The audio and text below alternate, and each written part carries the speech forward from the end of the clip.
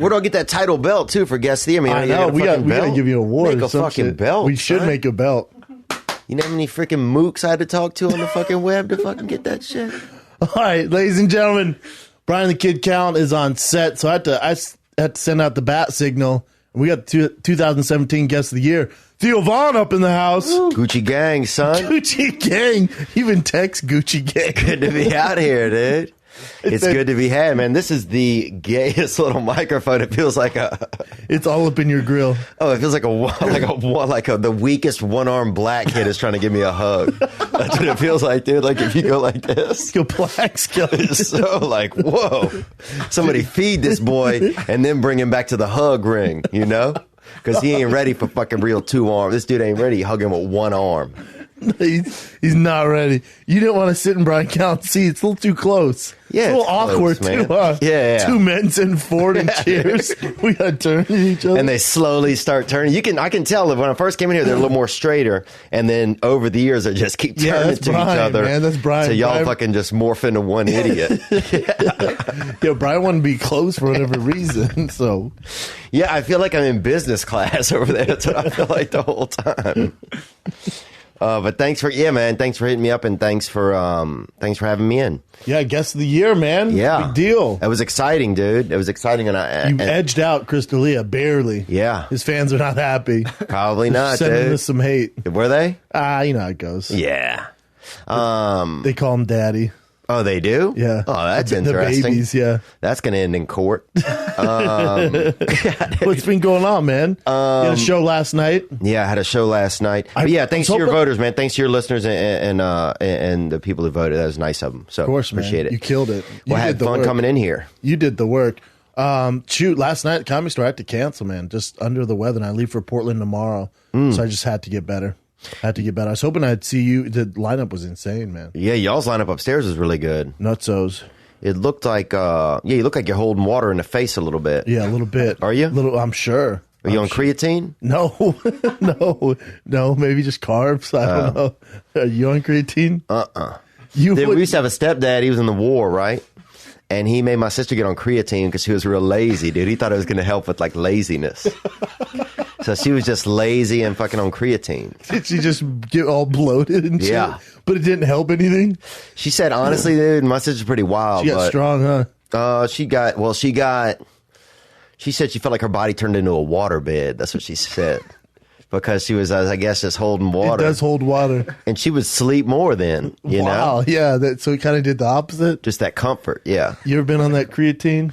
Oh, yeah, when it first came out, dude. It was a big deal. Oh, man, I'd hide that shit in my ass. Kids were doing anything for it. Remember when it first came out? Yeah. Creatine is a big deal. I remember it had a grape flavor. It was not cheap. It was like $40-$50. At least. To get jacked, dude. I know. Water jacked, they call it. Water jacked, yeah. That water swole. Oh, yeah. You could cut somebody and fucking and feed your plants, you know? How'd your set last night at the Comedy Store go? It was okay. I think they had some people from Netflix that were out, so, Scouting you? Yeah, I think they were supposed to come out, you know? So I think I had a little bit of nerves up top. Just because. So did your agent or manager were like, yo, tonight at the Comedy Store, Netflix is coming to see you perform? Yeah.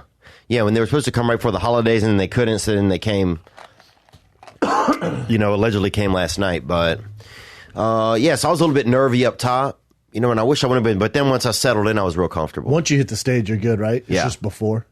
No, I think right when I hit the stage, I'm a little nervy. I think my nerves come from the fact that I feel like things are so, like, a lot of executives and stuff are so, like, not liberal, but just so like one way that you can't even joke. You don't want to offend them. Yeah, it's like I feel like no matter what they're going to see it as offensive, even if it's a lot of what I do is satire. So it just spooks me a little bit. However, Dave Chappelle's special begs to differ. Yeah, like if Netflix can let that fly, you should be all right. Yeah, that's true. It's a good point. But then I feel like some comedians are grandfathered into that, where it's like if you're at a certain, you're already at a certain status, then then you can live right there. Pass. Yeah, you can say whatever you want. I think you're good, man. I think they would need something like you. You know what I'm saying? You would think, dude, but I think they also want to just, they just want to keep putting mooks on and just piss everybody in the rest of America off until people start fighting, Maybe.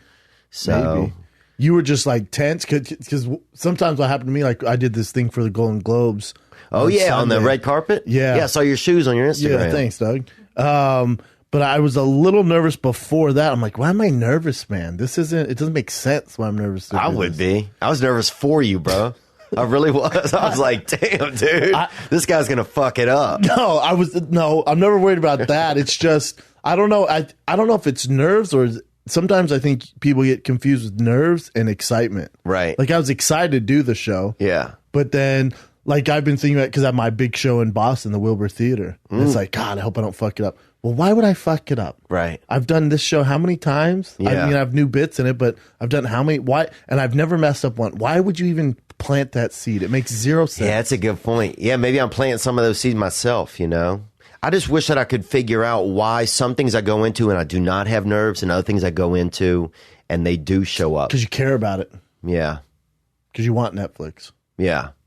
Yeah, maybe that's it. And you should be on there for sure. Maybe it's because I care about it. Yep. That's usually what happens. That's a good thing, though. I'm sure you did good. Yeah, it's true. Yeah, I did good, but I just want to do perfect, you know? But yeah, man, that red carpet, what'd they have you guys do? It was like a panel, so we watched the award show, and then we were the after show. So we'd have like celebrities come. It was just a panel of me and like 3 fashion and celebrity experts. Did you say a lot of stuff, or you Yeah. just kind of chill? Oh wow, Yeah. that was brave of you, dude. Yeah, I was reading you get scared sometimes before you talk. I just have to remind myself, like, don't cuss. It's live. Do not cuss on here. 'Cause I'll this is whatever. I'll cuss whatever. Oh yeah. But then also they threw a wrench in there, like, oh, do you know how to read prompter? I've never read prompter in my life. I'm like, yeah, no doubt. No doubt. Like, cool. You're the one, you're taking lead on prompter. I'm like, okay, let's do that. And it's in wingdings, man. Yep. Sometimes they'll sneak a wild font at you through that prompter, dude. Or it'll go real slow, and you're like, fuck, come on, man. So Yeah. that's where it messed me up because it went almost too slow. Oh yeah, sometimes they'll So get I'm like, you, man. we'll be right back live from the red carpet. Here the going, you know. Sometimes if they get a prompter from like one of those mental health facilities or something where they have a lot of mental people that are in there, Yeah, it's old and they school, reading man. slow Yeah, they reading slow. because they'll get bootleg ones that are cheaper, and how you save money is the people that are using them are mentally handicapped, and so then you get this. You got to stay. They only on that one speed, you know? Just that one Slow. speed. Yeah, it was super slow. Super slow, Doug. I'm digging the New Orleans Saint shirt, man. Yeah, man, they're into it, dude. We got a They're shot doing the this damn year. thing. Yeah, I think the coach is on pills. I think he's on Percocets, but Why is that? you know, apparently you can coach an NFL team on them sets, man. Yeah, they kind of run themselves as a head coach. I Your think O so. coordinator and D coordinator doing everything. Yeah. Kind of. I can't even imagine. Like, I think Belichick is like a real coach, you know? Yeah, kind of. And then after that, I feel like it kind of falls off. He's a strategist, and then you have the offense coordinator and defense coordinator calling the actual plays. But then with the head coach, once you get to that level, obviously you know what you're doing. Once you get to that level, it's like, oh, 4th and short. Should we go for it? That's his call. Yeah. Dude, I would love to see. I saw 2 dudes fucking, I saw 2 homeless, not dudes. One of them could have been a woman making out yesterday, actually, when I was on, what is that, Robertson. Really? Yeah. Just 2 homeless dudes making out? Could have. I think one of them was a woman, but had kind of short hair. It's tough to tell. Yeah, I was going pretty fast. You know? He just kept on keeping on. Oh, I can genderize a homeless person at about 10 miles per hour, but anything over that, It's up in the air. it's anybody's ball game, I think. Dude. But yeah, they were making out, dude. So Well, you gotta come by where I train because there's this at Boxenburn. There's like this alleyway, and I saw 2 male bums, jacking each other off. Yeah, a little morning wood, oh yeah, a little morning hand job. dude. When I was growing up, and I don't know if I told the story in here, but they used to have, you know, they have this rest area, you know, where a lot of men would meet and drug-induced homosexuality would occur. You know, I'm not talking straight up natural homosexuality. I'm talking drug-induced. Meaning, You're on drugs and then you're gay. yeah, all right, you know. that makes it. You're only gay when you're on drugs. Yeah. Word. So, because that's a side effect of a lot of drugs, you know, and they don't put that on the little bags, No, you know, never. that you might meet a buddy, you know, and Might they wake used up to, with a chapped lip. yeah, you might wake up with a chapped dick, dude, you know, and so this they had these dudes that would shoot. A lot of men would meet up behind this rest area, do drugs, and then coagulate, you know. Do the thing. Yeah, do all kinds of things and stuff. And so sometimes we would sit across, because I lived across where I lived, it backed up to this river where you could see across to the rest area, and the rest area is behind the interstate. So there's a river between me and the interstate, and then between the river and the interstate is the rest area. Word. And so one time we go down there, and there's these dudes, man, these two big guys that are shooting potatoes across this river with a potato gun. They have binoculars. Love a potato gun. Anytime like two fellas would get a little too freaking sensual, they'd fucking fire a tot over at them, dude, across this river. Some real freaking haters, man. Real cock blockers. Oh, yeah. The ultimate cock blockers. Yeah, we didn't know what they were doing. We're like, what are you guys doing? And they're like, we're firing these tots over at these boys over there on dope. And so we start looking. These tots to stop this game. Yeah, dude. So we start looking through the binoculars. And look, man, I mean, anybody should be able to have sex with anybody they want. 100%, dude. I'll fuck your cousin, bro. But what I'm saying is, I'll fuck your cousin I'll go in blindfolded, dude. All in before the deal. All right. So, whatever, bro. Maybe he's gay. I'm not. But what I'm saying is that that it doesn't matter, but these guys were intent on stopping these fellas. But if they just hugged or anything, no tot. But if they started freaking, if one of them started going, it was really almost a vertical issue. Once they started getting a little too horizontal, you getting tater tot. Yeah, you can't have eating totted up. And they went on lunch break, and we got to take over. Me and my buddy firing these tots. Dude, we could only shoot them like to the middle of the river, though. Oh, so then you saw. But it was fun. It was kind of like a Civil War reenactment, a little bit. Little bit. Yeah, it had that vibe, you know. Kind of. But anyway, I'm just saying that. Yeah, that kind of stuff. That kind of stuff goes on, man. You know, what were we talking about? I forget. You had some friends shooting tater tots at gay guys. They weren't friends of mine, dude. They were locals. Big difference, man. My buddies wouldn't. I don't think they would do that. Well, we did do it on lunch break, but that's just. But you didn't hit them. You were just. It's just fun to fire. Dude, when's the last time you saw a potato gun? We were the halftime show. Oh, at college. Really? Yeah, people used to just shoot them across like one apartment complex had a bunch and another apartment complex would have a bunch, and they would just shoot them at each other. Where'd you go to school? Louisiana State. Oh, word. And University of Arizona actually as well. But people would just launch them, this potato. They were like rocket launchers. They're kind of dangerous. Yeah. Oh, it was fucking vegetable ISIS out there, dude. People would show up with one of those. It's super dangerous, man. Dude, I saw a dude pull up one time, just stop, hit a knee, fire off 2 fucking tots. Keep on. Get back into a car and fucking jet. Like, I don't even know where they went. Dude, they're fucking hard. You been hit by a potato gun? No. Really? Oh, my God. Never. Wow. It'll fuck your world up. You seem like somebody that would get shot at. I agree. Chin looks like a bad guy. Yeah. Chin looks like a bad guy from an 80s movie. Dog, you got to start wearing makeup or something. You do. All right. He has the leather jacket rolled up. The first day I wear a leather jacket, too. I'm not mad at it, man. Yeah. Oh, wow. It's so cold outside. How do you feel in it? Because I feel different in different types of coats. I always feel the same. Yeah? I wear sweats all the time. I always feel the same when I dress up in a leather jacket. You feel different, Theo? You seem different, I think. Yeah, a little cocky in that. Yeah, he does. A little cocky in it. Seem like, damn, who the fuck is that? Yeah. I agree. Even though I know him. Yeah, you call him the Dream. Yeah. Did I? Yeah, you call him the Dream, though. That fucking yellow dream, huh? You said Korean dream. Korean dream, dude. Yellow Dream would be racist. How's that not an ice cream flavor, dude? Korean dream, bro. I agree. Dude, Koreans are full of dreams, man. They are. We saw this Asian guy, could have been Korean. He fell off a building. When he hit the bottom, dreams came out of him, bro. By dreams, do you mean guts and blood? No, I just mean you could just feel the fucking fragments of ideas and hope and imagination fly out of his body. Hey, we were talking about being on podcasts, and you said, we were talking about Rogan. I said, you were on there for 3 hours. So you said, I ain't never talked to anyone for 3 hours. Yeah, man. Well, Joe and I we didn't know each other, And I just get this. That was the first time you've had a conversation with him? I think so, yeah. So I didn't know. I brought some oranges over there. And because somebody said he likes, somebody said he likes fruits and vegetables. So I had some, what are those, tangerines or tangelos? I had a sack of tangelos at the house. I'm not mad at that. And yeah, I brought some a little over peace there. offering, some tangelos. Yeah. Brought what I had, Yeah, but when you think about it, when's the last time you talked to someone for 3 hours? Oh, I've never talked to somebody for 3 hours in my whole life. 16-year-old girl on the phone. You're not talking to people on the phone for 3 hours. Not even in court, not even in a relationship. Never. That's why podcast is so unique. Yeah. Like I see at the Comedy Store, we rap for a little bit. That's about it. I mean, 2 hours. This thing goes, hour and a half, 2 hours. Oh, we talk until Brian shows up and fucking ruins the conversation, dude. But yeah, that was the first time. And I never talked to anybody for 3 hours in my whole life, dude. I told him that on the show. I was like, man, I never talked to anybody. When would you? Why would you talk? I mean, not even if I was married, dude. If I ever, I think they should have like, word limits on spouses. Like a word 2,000 words a month, almost like Twitter. Yeah. Like 144 sentences in a day. Yeah, that'd be dude. Nice. Judy's got about 4 sentences left. Better use his wise, girl. Better make it count. Yeah. Gonna be a quiet spring. Yeah.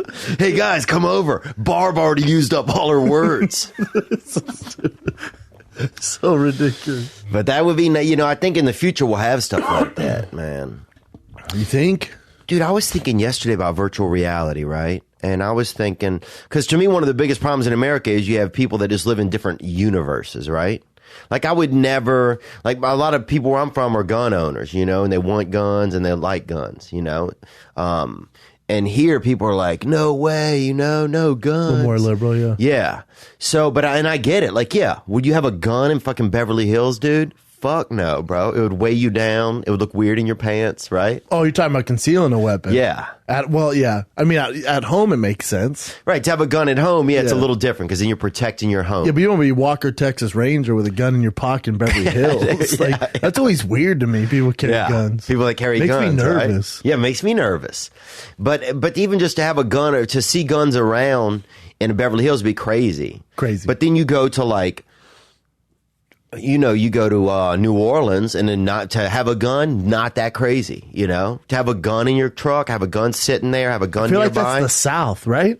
Yeah, the South, the Midwest. Like Texas, too. Yeah, Texas they really like to have guns, Good luck taking their guns. Dude, they had a guy, I remember like 15 years ago, they tried to install a fucking rifle and he had lost an arm doing something.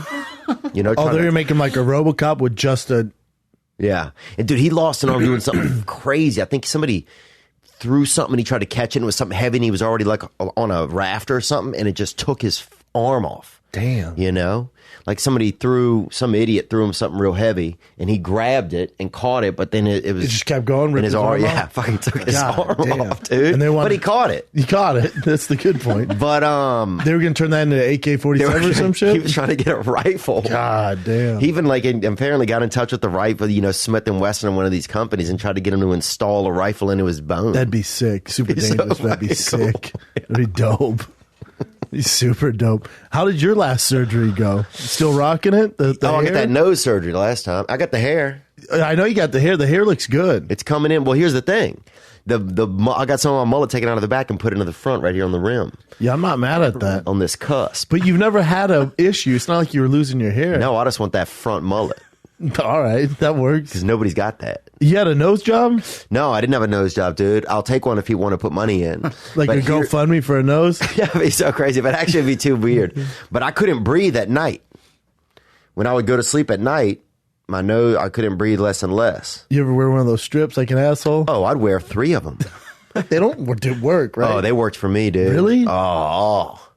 Bro, I'd fucking feel like I was cum was just building up just puddling up in the back of my head. Wow, so you'd use those and they'd open up your airways? Dude, I can feel how good it feels right now with those things on. Because you got to do 3, though. You got to have 1 on the regular, and then you got to have 2 at the slide. You got to build a bridge. Oh, dude, you got to have a friend at Georgia Tech to help you out, bro. You got to have a blueprint. You got to go on the plan. You got to go do it right. Oh, in the deep web, there's different ways you can really get your breathing passages open. Yeah. Well, did you have a deviated septum? No, I just had some fucking who knows, man. I don't remember what happened. The man said I could have got hit by something.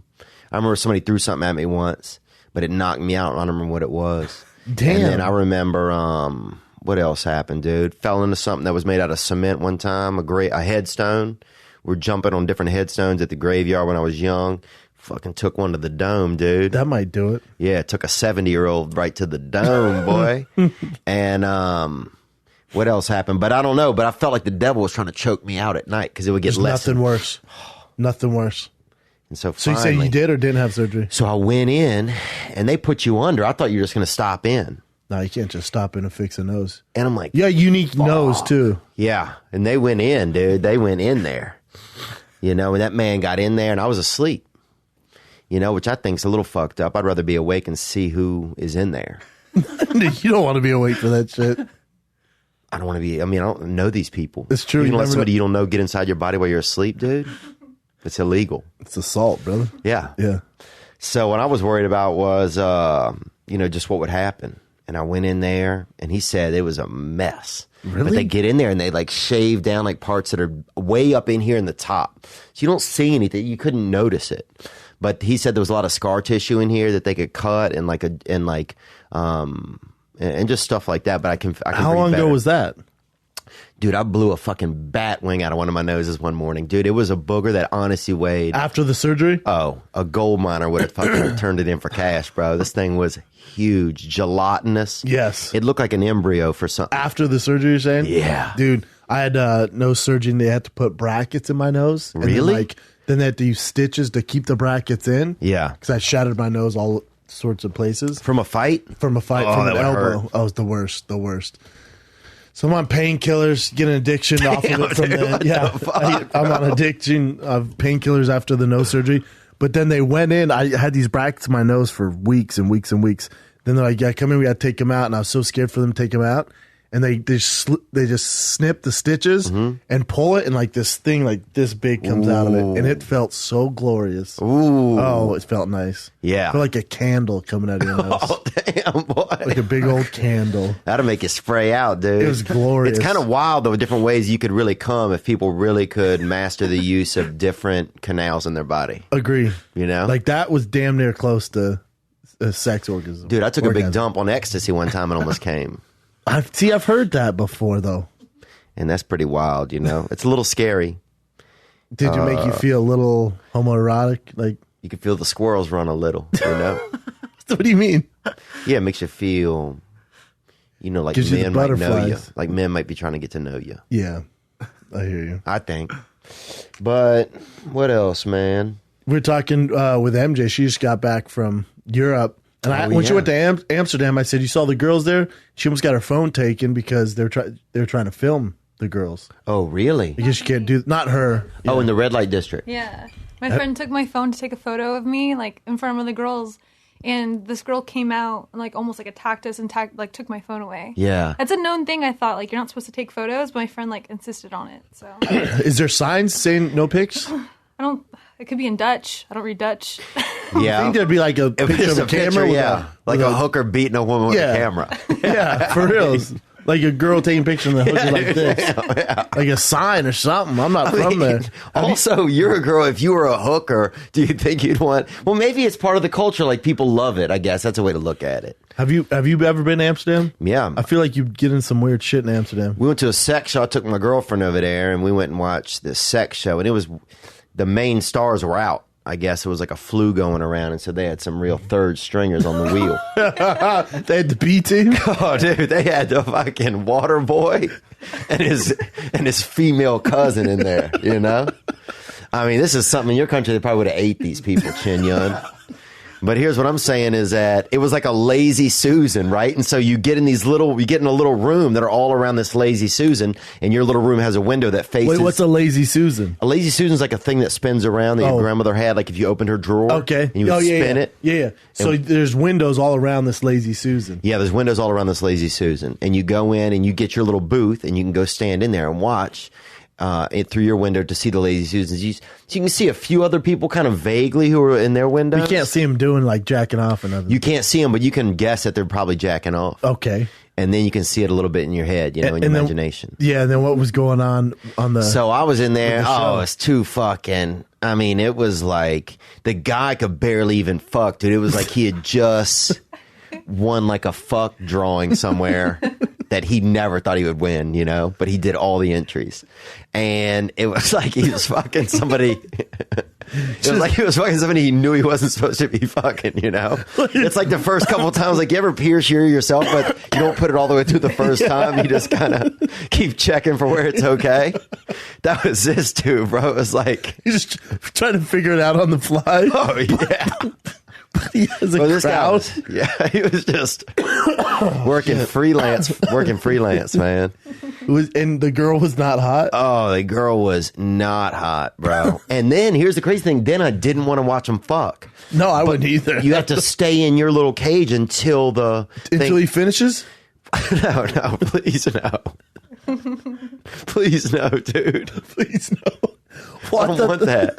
I thought those were the rules, son. No, you just have to stay in there until there's a certain amount of time. I think it's 3 minutes. Something you get in there before your door open up. Oh, thank God. So then you're like locked into watching these people fuck, dude. And it got harrowing, man. Oh. I was like cheering at first for somebody, and then I wasn't. And then I just it's like when you don't want to watch the game anymore. You know? Yeah, you're just over it. You're like, Yeah. turn this shit off. And then was your girl feeling it? I think she was, dude, but she and I had a tough go out there in Europe, man. Why? Just like traveling around, and we didn't have a lot of money, so we were doing it. It was a while ago. Yeah, this is probably about 9 years ago. Oh, shit.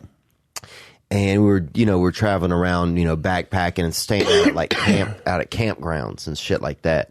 Cause I was fucking cheap, dude, And so we're staying out at campgrounds and shit. Like we weren't even staying where like other tourists were staying. We were staying like where local poor people were. Wow. So you got the real experience. It was crazy, bro. But she probably hated it. Oh, it was rocky, man. It was rocky. You guys argued all the time out there? Oh, we almost got arrested at this grocery store, dude. She was beating me with fucking frozen items or semi-frozen. They don't freeze things as deep as we do. Yeah, that makes sense. We waste a lot of electricity freezing stuff real deep over here. We freeze too deep. I agree with that. I've always thought that, man. You go in there, some of that shit. It's too much. We don't need it this solid. Those turkeys, you're like, what the fuck, They're dude? frozen fucking solid. Like, what'd they do? Takes days to unthaw them. Yeah. What'd they do? Yeah. I want to read the backstory on this thing to see if he deserved this.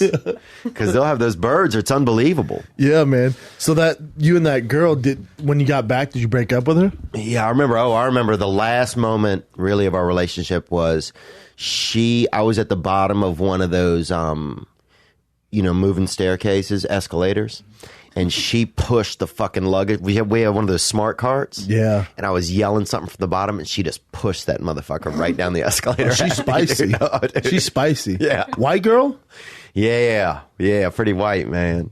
And then and that was it, man. when you got back, it was over. You find out a lot about someone on a long trip. Yeah. And I'm sure I was the problem.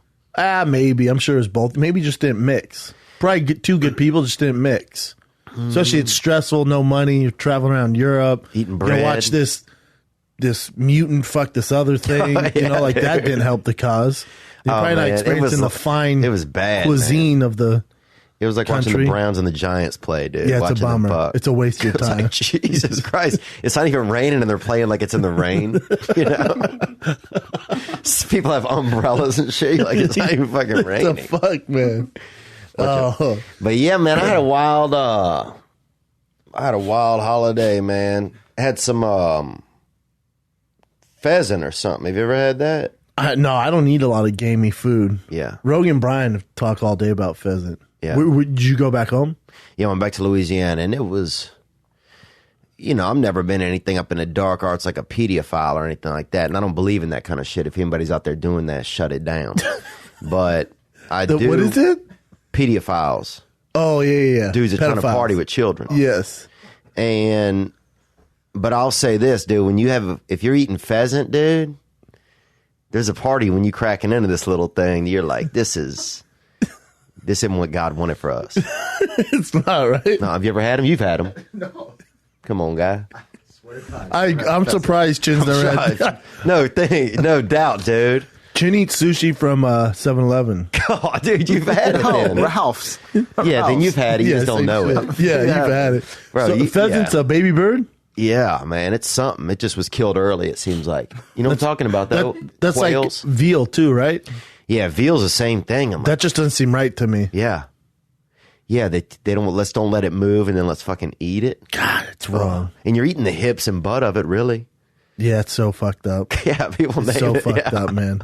Is the regular beef not good enough for you, man? It's just too much when because this little thing you have to like move its legs and stuff. Oh, It's so dude. and the legs like one will fall off in your hand and you're like, oh god, damn, dude. Who made? And there's somebody what kind across of- the table just fucking throwing it up and catching What it on kind their of tongue. savages made pheasants for People the in holidays? Mississippi. Yeah. Yeah, people in Mississippi, man, they'll eat anything out there. Dude, they'll fucking eat anything. I had a friend of mine's aunt died out there, a turtleneck. She wore a tight turtleneck for like 9 days in a row, and it cut off her fucking windpipe and killed her. Fuck. Was it the tightest turtleneck of all time? Wasn't that tight, but she wasn't that strong, and she was getting older. Over the year, like over time. And she didn't change her shirt. So a lot of that's on her, you know? Yeah, who's to blame here? You know what I'm saying? Well, they tried to sue the company. Who made that fucking bum equipment? I don't know. When's the last time you saw a Oakley. turtleneck? Maybe Oakley made it. But that neck, boy, that's a fragile instrument, you know? Did Stussy make her fucking turtleneck? I haven't seen it. Turtlenecks are coming back, though. They're back. They're back as killers, dude. Yeah. The silent killer is no longer emphysema, son. It's that fucking turtleneck. Dude. She wore it for 8 days, and then it shut her down, boy. It was just her time to go, you know? If a turtleneck gets you out of there, Yeah, that's true. Dude. it's probably go time. Yeah, then God wants you, you know? But, What else you got going on, man? Just trying to get on Netflix, just doing your comedy thing.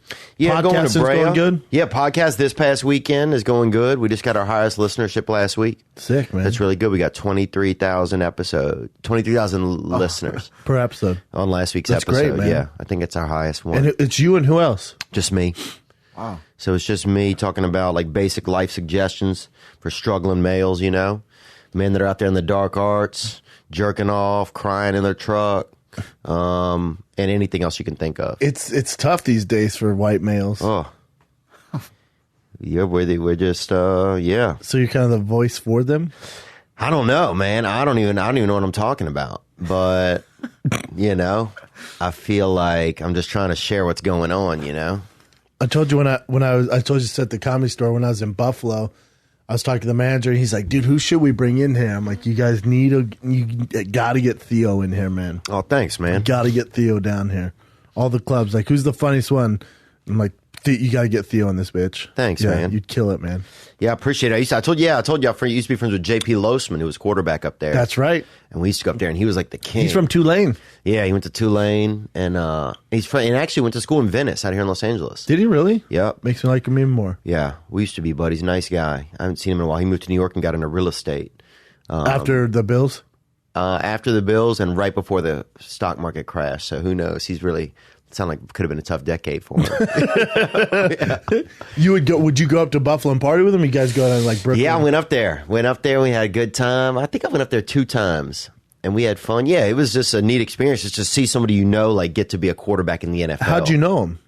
I just met him at Tulane, and yeah, we just go hang out and stuff sometimes. Was he wild? What was he like? He was athletic as all get out. No, he was kind of like a little bit of just a basic kind of guy, you know, not simple, but just basic. And he liked to kind of learn. He liked to kind of learn. I think the NFL might have been, from my perspective, you know, I don't know if he knew how much of a leader maybe he was supposed to be on a team, you know? Yeah, especially as a quarterback. They're looking for you to lead. And maybe there was already a lot of egos on that team, I think. Yeah. And also it's fucking Buffalo. Who even knows what's going on? Tough gig. I mean, that place is... A lot of neck tattoos. Rochester. Boy, you get over to Rochester, dude, you'll see ink on a woman's neck out there. Eesh. You know? It's a bad look. Oh, dude, it's a heavy look. I'll tell you boy. what, Buffalo, though, great food. Yeah. Yeah, it's fun. I wouldn't go in the winter, but outside that, you should go. And dude, going to their stadium, they're best fans I've ever seen. I mean, it'll be below zero. They'll have a dead family member, dude. Died of fucking frozen.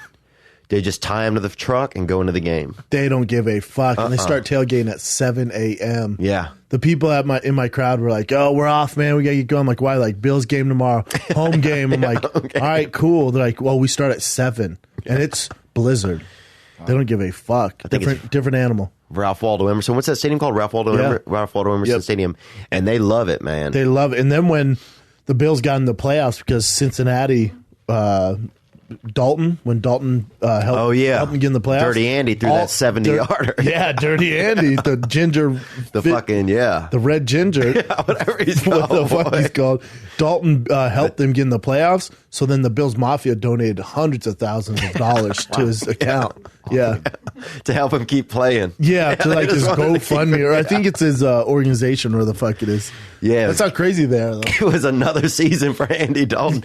That would be great if opposing teams got to pay the salaries for the opponents. It's so fucked up if they did, because they're just Because they pay like the worst bad players. idea. Yeah. It's a bad idea. Yeah, it's a bad idea. You know who I saw? Because this made me think of Lozman. I was at a meeting yesterday, and you know college football a little bit. Baker Mayfield, Yeah. the Heisman for Ohio State, or I'm sorry, for Oklahoma. Yeah.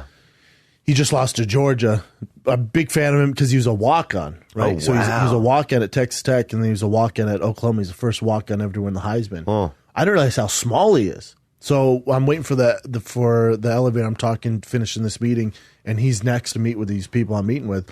And he gets off the elevator, and they're like, "Oh, hey, this is Baker, blah, blah, blah." And I'm like, "Oh, what's up, man?" Shakes hand, and I'm like, God, where do I know that? You ever do that? I'm like, where do I know that dude Yeah. from? I'm trying to think. I'm like, where the fuck do I know him from? I'm like, God, it's going to drive me nuts. So I ask the guy, I go, "Hey, where would I know that guy from?" He's like, "You serious?" I'm like, "Yeah." He's like, "That's the Heisman winner, man." I'm like, "That's him?" He's tiny. He's small. Probably didn't recognize him because he was white. You know? Small dude, though. He's just, I couldn't believe how small he was. But Really? Yeah. They That's compare him to, like, hopefully, and they do this with Johnny Manziel, hoping he can be like a freaking Drew Brees. But good luck with that. Yeah. Yeah, that's true. I wish him the best. I'm actually a big fan of his, like the passion he plays with. I like that he was a walk-on, but Yeah. it's a tough go when you're that size. Oh, yeah, man. I remember when Drew Brees came to New Orleans, I'd just been doing comedy maybe like 2 years, and I was buddies with this guy, Scott Fujita, who was, I know Scott. yeah, nice guy. And he came out and, Stud. yeah. I mean, pretty handsome. I didn't think he was that handsome. Stud football player. Oh, my bad. Yeah. But he he's brought Drew out to the comedy show one night. And Drew had just gotten in town, like literally was signed like 2 days before, like had never even played. And I got to meet him after the show. And he seemed like a nice guy, asked about comedy, a little bit. And was just, he wasn't the star that he is now. Yeah. Because he came from the Chargers. Yeah, he come from the Chargers. But I was bigger than him, I mean, this is years It's ago. amazing, right? But I was like, wow, this guy is going to be the quarterback. So I think some people just have a real special gift. I think he has an amazing work ethic, Brees. Yeah, but he's so talented. It's not even Yeah. funny. Like his release, everything, his footwork. He's so smart. Yeah, I agree. And we got to perform for those. I did some shows actually for performing for Oklahoma and performing for Georgia before the Rose Bowl. Really? Yep. Where'd you do it at? At the Improv. One team each different night. Damn, really? Dude, I was intimidated, The man. Hollywood Improv? Yeah. Were they dying? I mean, they were dying, but when they weren't, it's like 19 to 22-year-old boys. So when they're having a blast, you don't know. Like if one of them says something that you don't know about because they're hip, I know. you're like, whoa, fuck. You feel like a senior citizen, man. See, I was talking with Brian about this.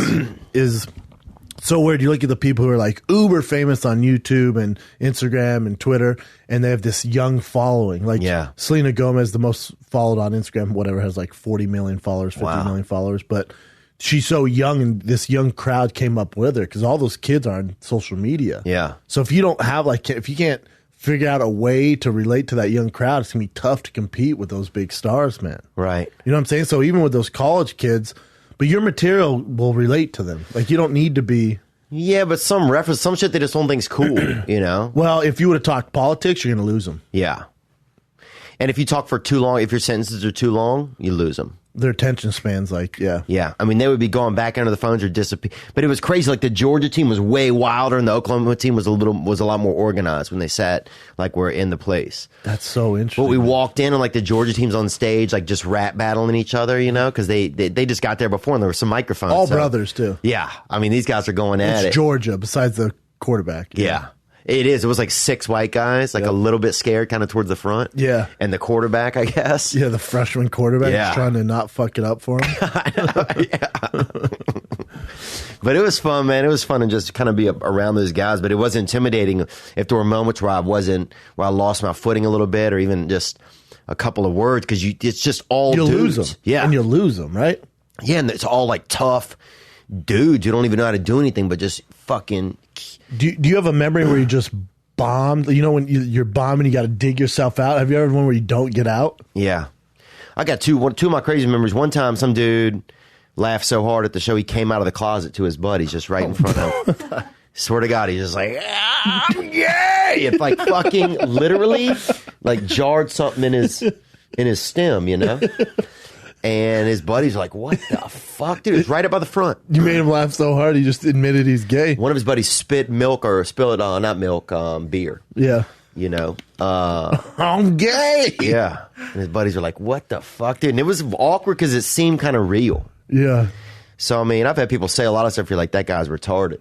But this guy seemed like he might have been honestly homosexual. And then the other time that I really bombed was, because I'm not trying to fucking, you know, bringing anybody to the other side of the sexual ledger, you know? But the other time that I really had a tough time was at University of South Florida or Central Florida, one or the other. And people are always like, well, which one was it? And I'm like, well, who gives a fuck which one it was? I agree. Yeah. Same, right? Yeah, same, right. same, but different. Yeah. No matter what, obviously I'm not in a cool city in Florida. You know? But they brought me out and I bombed, dude. Bombed right in the beginning. I've been doing comedy like 3 years and I bombed. And it was this thing like battled the bands for their school. They booed me off the stage. It was like 800 people booed me. Some guy booed me with an American flag, like I wasn't American, you know? And I'm sure you've probably dealt with some of this shit. Anytime. But it's like some guy like waving an American flag and booing, you know? That makes sense. Yeah, I'm just going backstage, which is still America, you fucking muppet. But Did you like wave? Dude. Well, at first I thought he was supporting me. This is the worst part. So I saluted him, right? Even though I was never in ROTC, right? And I hated those fucking dudes. I didn't hate them, but it was like really a bunch of just like fucking closeted gay dudes at our school that were running around after school with wooden guns. Yeah. And you'd see them in the hallway like fucking taking cover and shit behind some lockers with wooden guns. You're like, what the fuck is going on? They're just lost souls, man. Just trying to figure life out. Yeah, dude, totally. It's the only lane they fell in. And one of them like got in trouble for sneaking a walkie-talkie in ROTC, you know? Because they're not supposed to have anything but wooden guns. And they were just watching the cheerleaders dance. They're just perverts. Yeah. But they had on like uniforms, you know? The misfits in uniforms. Yeah. So I saluted the dude, you know, but but he was like against me.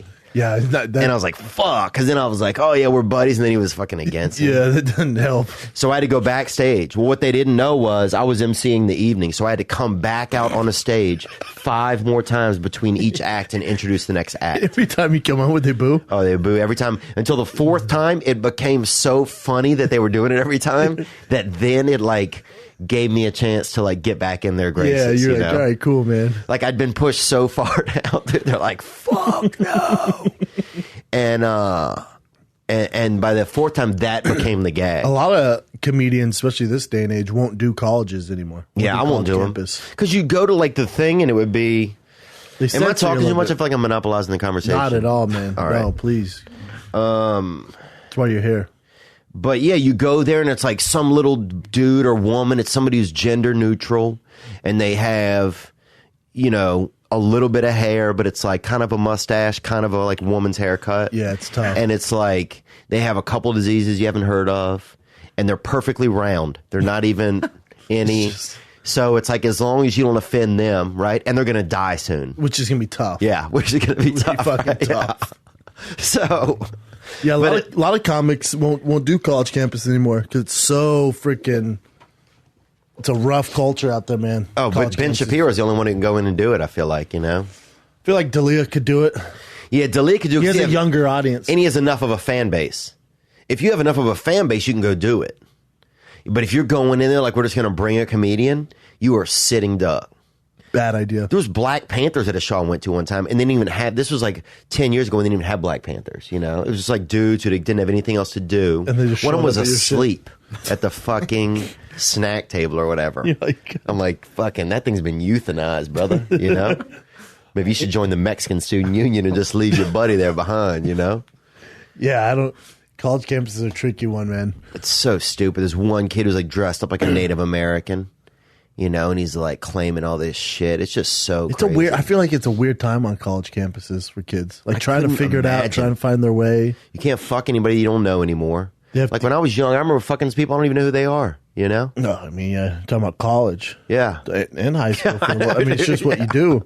Like homeboy, who's the comedian who got busted, lost his show on Comedy Central because a girl from college came out and said he did Oh, something. TJ Miller? Yeah, I love TJ. They said someone came out and it was like from a girl he was dating in college. I don't know all the facts, So I don't, you know. Yeah, she said he hit a bottle in her butt or something like that. Put not a 2-liter, I don't think, but something, one of those mid-range ones, you know?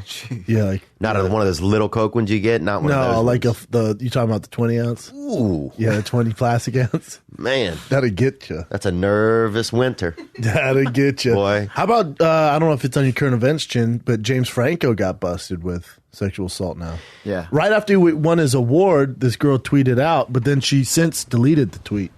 Yeah, I saw that. But she said that he pushed her head down towards his crotch. Correct. Which I think is, if she pulled your, it's not cool to do if it's like a violent way. Well, but if you're just driving down the highway and she's like, "Oh, can you get a ride?" and you grab her head, and it's like, all right, well, you can't do that. yeah, you can't do that. Can't do that. You know, if you're driving fast, you can Put on the brakes. Yeah, if you pull over, the rules change a little, but you can't force someone to give you oral sex. No, you just No. that's frowned upon. But then the thing was, a 17-year-old. That's the part that gets me. The gets me more because this girl. It seemed like a lot of ladies come out and say stuff that's a little vague. Yeah, You know, like I'm not gonna lie. I've been making out with a girl before, and one of us pulled my penis out. I don't know who it was. We're both in here. it's tough to tell. Could have been either one of us. We're in this mousetrap together. Dude, who knows, dude? Who knows who ordered this hard stick of queso? You know what I'm saying? But Hard stick of queso. we're in this mousetrap, man. But yeah, all right. I'm trying to come into your universe. All right, hard stick of queso. We're But two mice. yeah, dude. One of them is gonna hand job. And then one of them's trying to help the other one eat it. You know what I'm saying? Like, who's the bad guy? I don't know. I don't know. It's dark. We're both looking for something. We're both trying to get some mission accomplished here. But then the thing was, she said that he hit on a 17-year-old friend and On he'd already been Instagram. caught doing that. Well, I guess he asked her friend to go to back to the hotel with him. Mm-hmm. My issue is that when he asked her that, does he know for a fact she's 17? Right. I've seen some 17-year-olds where it's tough, man. Yeah, but if you look through at least two of their pictures, I feel like you can usually tell. Depends. Yeah, that's true. It depends. You know what I'm saying? Who knows? But then when he hit up that girl I guess he hit up another girl on Instagram, slid in her DM. She was 17. 17-year-olds, yeah. Yeah. But I think he's like a notorious I think he suffers from like sexual addiction, just Does wanting he? to fuck all the time. Yeah. Which I think is, and people have that. It's a real thing, You think it's a real thing? I think so. I think it has something to do with them feeling probably some insecurities, You don't think it's a cop-out? No, because I want to fuck, but I want to do it like twice a week, Not every day. Fuck no, dude. a lot I'm not of work. fucking some idiot every day, dude. No. See, but here's the problem. You're talking about the same idiot. What if you had 7 different beautiful No. friends? The most I would do is fuck two hot chicks or 7 and up a week. Or 8 and up probably now.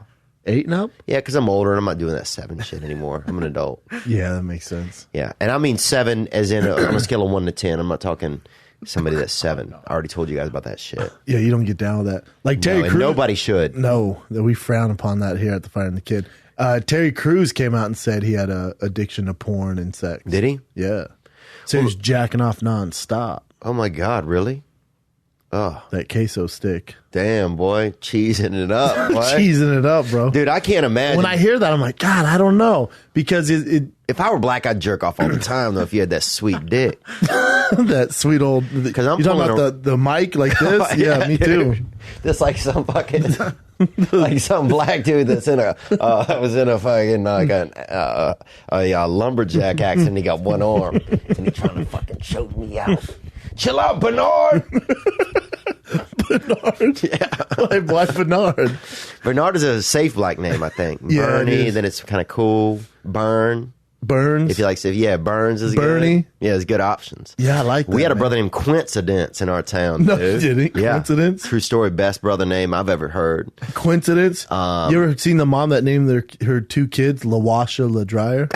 That's Yeah, awesome. that's real. That's real. But one of my favorites was, this lady in my town named her kid No Dante. She goes, because I knew he was going to be bad, I was just going to call him Dante. But I knew he was going to be bad, so I call him No Dante. So when I say his name, he already know. You're not supposed to be doing You it. know what's up. That's so great, dude. It's brilliant, really. No Danny. I would name all my kids that. No Susie. Everything. But back to Terry Crews and the sexual addiction. Is it sexual addiction or is it the reason it's addiction is because they have so many options because they're celebrities? You know what I'm saying? Well, that's I think getting it's Roman. I think it's easy to judge, but I think when you have that many options, I don't know if it's an addiction. It's a good question. I don't know. What do you guys It might be a think? lack of discipline. I don't think it's addiction. You don't You think? don't? Yeah, I maybe some small percentage of people have an addiction, but I don't think it's for the mass. For most people, I think it could be addiction because it releases like a certain like Dopamine? dopamine. Yeah, so you crave that, Busting and nuts? so you think of sex. You see the body, and you constantly want that with the dopamine. So You might be honest. you correlate it. It's kind of like coffee. Even if you like are quitting coffee, you still like the smell of it because it feel like you're like almost drinking it again. Like with any addiction. Oh, I Not tried even to quit close coffee, it. yeah. Yeah. Or even quitting cigarettes, dude. I'll fucking... You still smoke? Oh, yeah, I still smoke sometimes. I'm doing good, but I'm not doing great, you know? Probably smoke 2 cigarettes a day. I've been off coffee for Have you really? forced to because I was throwing up. I drink so much coffee, my body became acidic, and I would keep throwing up. Damn, boy, that's the dark arts when you go in that deep when your body turns acidic. Yeah, Next thing you know, you end up being a fucking in one of those Marvel comics, I dude. know that'd be sick. Yeah. It was so bad though, man. I just throw up nonstop. Like I haven't been right since. Ugh. I know. Yeah, man, I worry about that kind of stuff. I wish sexual addiction was for me, you know, a little bit, but then with drugs and alcohol, you can just buy it and do it. Sex addiction, you got to be driving around, fucking, Really? creating more semen in your body. Well, there's Tinder though, right? Or you could hire a professional just come to your crib. yeah, but like then look at the Postmates money you're for getting dick. into. That's true, huh? Yeah. Pussmates. Yeah, dick mate. Yeah, I'm not mate. calling dick mates. Why dude. not, bro? Some dude brings his dick over. Well, I already got my own dick. it depends what you're into, bro. Yeah, not into that Well, dude's it's dick mates man. because they're trying to please that dick. You know what I'm saying? Like dick mate. Would you Like, your fuck a friends. dude that had a beautiful butthole, right? But smallest dick you could barely even see. Transsexual? Yeah. Nice hair, too. Dude, some of those transsexuals that get you. Nice hair and wings tattooed on his back. Oof, like a stripper? Like whoever you want. Ah, man, it's a tough one. Probably a pass for me. Okay, But there you go. you? I don't think I would, man. You know, because I'm still trying to get to heaven. What would you get into, Chin? Chun? Was it Chun? Chin, right? yeah. Thank you. Thank you. Sorry about that. What would I get into? I didn't think it was Chun. What do you get into? What? Like, what do you into sexual? Because you guys get into the dark arts. You guys are into some wild stuff over there. You're talking about I'm the probably Han. the worst example because You're pretty passive? I don't. It'd be hard to get Chin to go on a date over spaghetti, let Oh, alone really? a trans with a just fat not. dick. I'm just not craving a date. Yeah. If I A trans and some chicken wings ain't his thing, man. Really? definitely No. mine is so super vanilla. Now, if you're talking about murdering, hiding chick. bodies, and splitting some cheesecake, he's your man. Like, what's a wild night to you? Like making a puzzle somewhere in a van? Like, what's a crazy night to you? Like, I'm trying to get a vibe, though, you know? Good luck. 'Cause We've he's- been trying since we've known him. Oh, we don't have a He's vibe. we have no idea what he does. Now he has this yeah. leather jacket on. He's like a fucking Korean Dexter. I don't know what the fuck's happening here. Yeah, dude, you're like a fucking math bouncer, you know? You need to go around with those fucking Roman numerals. I'm joking, man. That's pretty stereotypical. Funny though. We have no idea what Chin does on the weekends. Yeah. Chin, what would be a perfect date for you? We are our show's sponsored by eHarmony, for God's sake. Dude, that would be great to have your listeners describe, like, in 30 seconds what they think Chin's weekend is like. That'd be so fucking funny That's to hear. hilarious. We're gonna get him now. Crazy. What's gonna happen now? For sure. Because it is really vague, man. You're kind of like that Mona Lisa, dude. Oh, hey, Lisa. when You're like that we'll ask him Laotian every Mona show. Lisa. We'll ask him every show. Be like, Chin, what'd you do this weekend? I'm like, stuff. All right, cool, man. What'd you do? Hung out with some friends. All right, what'd you guys do? Went to cheesecake. All right, well, that's all from Chin. Factory. It's like, That's wild, man. I did though. I'm trying to think. I grew up with this boy who had this boy. We had this deaf kid in our town. I'll tell you this, because I lived pretty much in the deaf belt, dude. Growing up, the deaf belt. they had a lot of deaf by us because they had a couple of hearing impaired schools by us, and so you get a lot of extra deaf in the area, you know. And it's wild when you have a lot of deaf people around because you don't know if somebody's fucked up or if they're deaf, you know. So you're driving by or if they're being rude, you know. So you have to be careful. I remember one time they had a deaf kid that moved in right 2 doors down from us. Handsome kid, too. I think he could have been Italian, could have been kind of Creole. Yeah. But some kids beat him up. They thought he was doing bad magic, you know? Because he was doing all this stuff with his hands, but... They whooped his ass. Yeah, because he wasn't making They ain't having it. Yeah. Yeah. He was doing all of this, Especially you in know? New Orleans, but- you got to be careful of that bad magic shit. Yeah, because he kept doing all those hand signals, you know? But no quarters, no doves. They thought he was doing bad magic.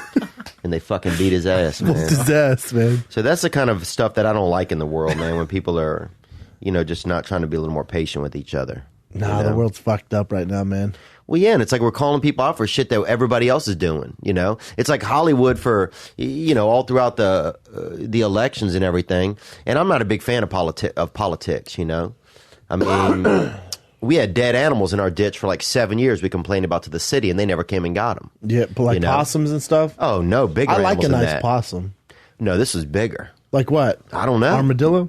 Something big, man. A couple times it was something big, dude, and it shouldn't have been out there.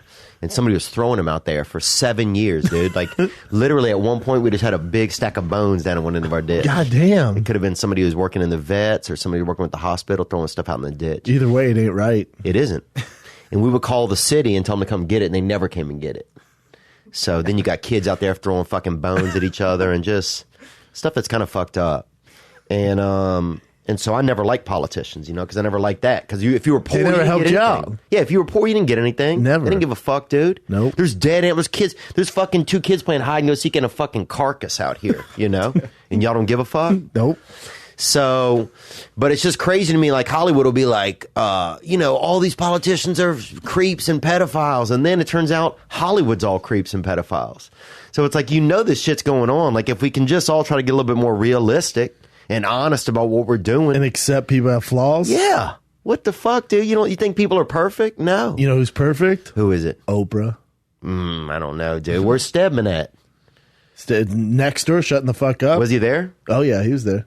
See, Stedman, a lot of men don't like that. That docile man kept in the distance, afraid to say stuff, probably. Knows his role. Yeah, knows his word limit was up years ago. He ran out years ago. Yeah. His 144 characters ran out a while ago. Do you think politicians, it's all just going to be Hollywood? It's going to be politics now? It's just going to be, because Hollywood to me is more powerful than politics, than They can persuade, though. yeah. Yeah, for sure. Well, I think Hollywood's just a small sample size of what's going on around the nation. You know what I'm saying? Yeah. Like with the sexual assault, that happens in whether you work at Kinko's, whether you work at Starbucks. Oh, like, yeah. yeah. It's just not Hollywood. And then Seth Meyers And it's fun in some places a little bit of sexual assault. depends. If it's not, nobody's getting hurt and it's just kind of fancy. Yeah, all right. It's not crazy. If it's not really assault, maybe sexual, we need like a different word. Yeah, maybe, man. Yeah, but Seth Meyers had a good point. Like, we see it where these high-end directors are doing it or these big heads of executives of networks are doing it. But you got to remember, on set, there's makeup artists. There's freaking, you know, the grip guys, the cameramen, the boom mic guy. Like, there's a whole staff. They all deal with it, too. Like, it's not just these big-time people. Like, it's an ecosystem. And those people you're seeing, that's just a sample, a small sample. Yeah. But they get crucified for it, rightfully so. But I mean, but how do you even like anybody anymore than out here? Do you have to drive to Riverside to fuck? I won't even jerk off locally. That's where it's getting for me. I'm you got to afraid head to the valley to bust nuts. Oh, dude, yeah, I'm not jerking off in this Nah, county. I don't want you arrested either. Fuck no, Hell dude. no. I come a little, it lands on somebody I don't know. Screwed. Next thing you know, I'm in jail. Dude. I think it's a phase. Things do need to change. It's a phase right now. The target hairs are on, white males, but it's a phase. Yeah, white males get pigeonholed for too much, dude. Like, to me anyway, it's like we did everything, like I didn't do anything bad. I don't think, I try to think if there's been any minority. Well, the Russell Simmons. Oh, you mean people that aren't white that have Yeah, that stuff Russell happen? Simmons. Yeah, he's Russell really Simmons, the that's only probably the big time biggest guy who's one. a head of Yeah. a corporation that got busted. They say he was just busting nuts on everybody. Yeah. Oh, yeah. I Doing read those like articles. downward dog and then just putting his dick in their butt. Really? Wow. That seems I made that adventurous. up. I made that up. Oh, you but did? He was doing aggressive shit. My thing is, I'm trying to stay off that internet. I'm trying to stay off that pornography. Yeah, are you? Oh man. Why? Because it's influencing your Yeah, love just life? violent. It can be if you're Googling the wrong shit. Yeah, I'm just Googling the You know what basics. bothers me is when I go to porn and it says videos you might like. I'm like, I would not like that. Why are there so many dudes in this thing? Why does that chick have a dick? I did not ask for this. Yeah. Like, what algorithm does YouPorn have where it's like, you might like this, and it's some old granny getting fucked? Yeah. Like, in what world would I like this, man? Have you ever had that happen? It'll fuck up your boner, Theo. Oh yeah, my boner's fucked from the It'll internet. fuck the whole vibe up. I'm gonna You get a file a little class action downtime lawsuit. yourself. You get a little downtime yourself. You're in the dark. Videos you might like. I could use something new. Boom. Granny. I did not ask for this. Or it's a chick with a dick. Definitely didn't ask for that. I like the old Greek ones. They have like those old kind of You're talking about Olympic style ones where somebody throws a javelin but has a dick on the front, and like some lady will catch it in her pussy from like Oh, I haven't seen that one. 60 yards. Or I have something. not seen that one. Yeah, it's very fucking Des Bryant of her. You know, it's pretty crazy. I think. You ever watch one and feel bad for him? I did. I'll tell you exactly what this just happened to me, man. So I battle against trying to jerk off because I'm tired of it. You know what I'm saying? Yeah, it's getting old. It's getting old, isn't it? It gets old. It gets old. And it gets I like to- going to the gym, but every goddamn day it gets old. Yeah. Yeah, I used to go to the gym. I quit this year, dude. And it's one of the neatest things I've ever done in my life. Feel good about it? I used to be an addict, dude. Hiding fucking just putting a little bit of fucking protein powder up my ass. Dude, I was on the suppositories. I was on all of Oh, it, damn, dude. trying to get jacked. Oh, I'd sprinkle protein in a fucking bandana tied around my forehead when I was sweaty. That's that Rocky I was shit. trying to get it in the fucking straight to the brain, I'm not boy. mad at that. You know what I'm saying? Dude, Gain, son. Oh, bro. Bulking, bro. Dude, I'll stuff my fucking nose with amino acids and go to sleep. You know what I'm saying, dude? Word, man. So what happened with your porno? Oh, you don't want to jack off anymore? Yeah, I don't want to do it because here's what I started to notice for myself was it got to the point where when I would get off, I didn't even feel joy I didn't feel a sexual joy. I felt like I had just filled, like I was just doing something that was a habit. Yeah. Does like that make you're any just- sense? Almost like brushing your teeth. Yes, it was like, oh, I'm just doing it because Yes. I'm bored. I'm just doing it because I just did that habit. I'll do the same thing with Doritos. I'm like, why am I eating these? I'm just doing this because I'm bored. Oh damn! You know what I'm saying?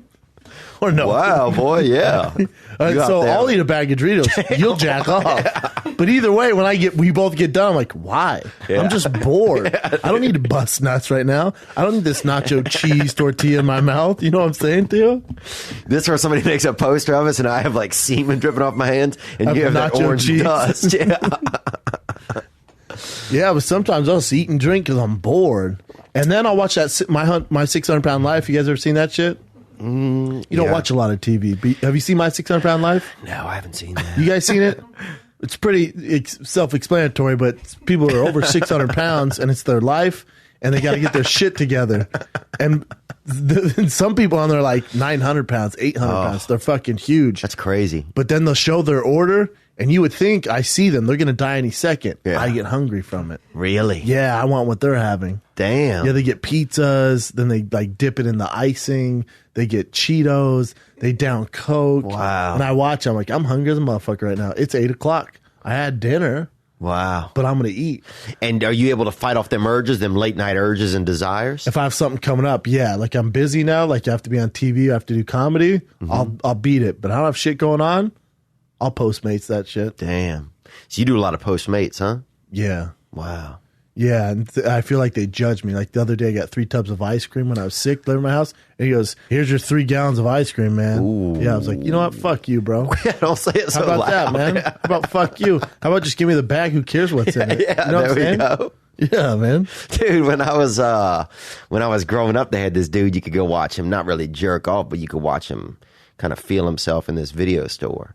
And he was Older gentleman. he was older than us. We were children. Everybody was.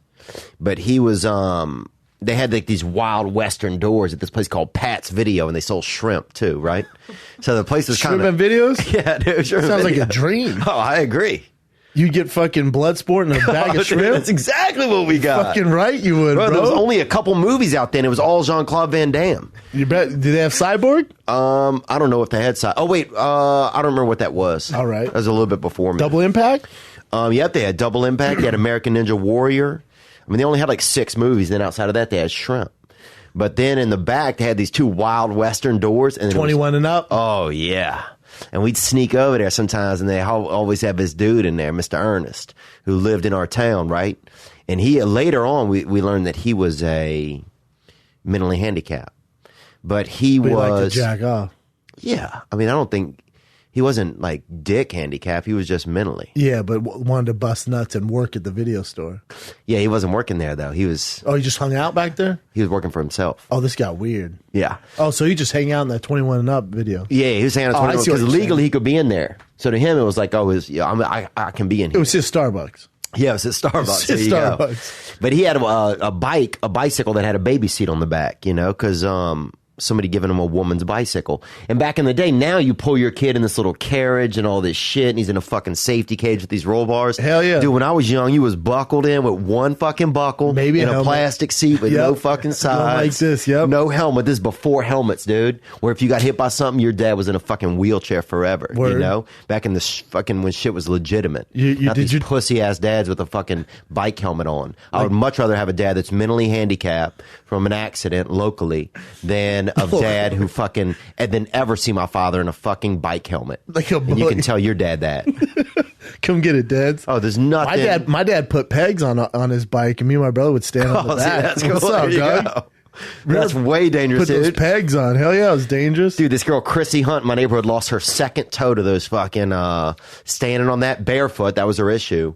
And that second toe. And I don't even know how you get the second toe to do something the other ones aren't doing. The But it second went in. toe's longer. Yeah. Oh, that's what it is. The second toe, if it's kind of like your middle finger, it's always longer than the other one. Got that reach, boy. Yeah, bro.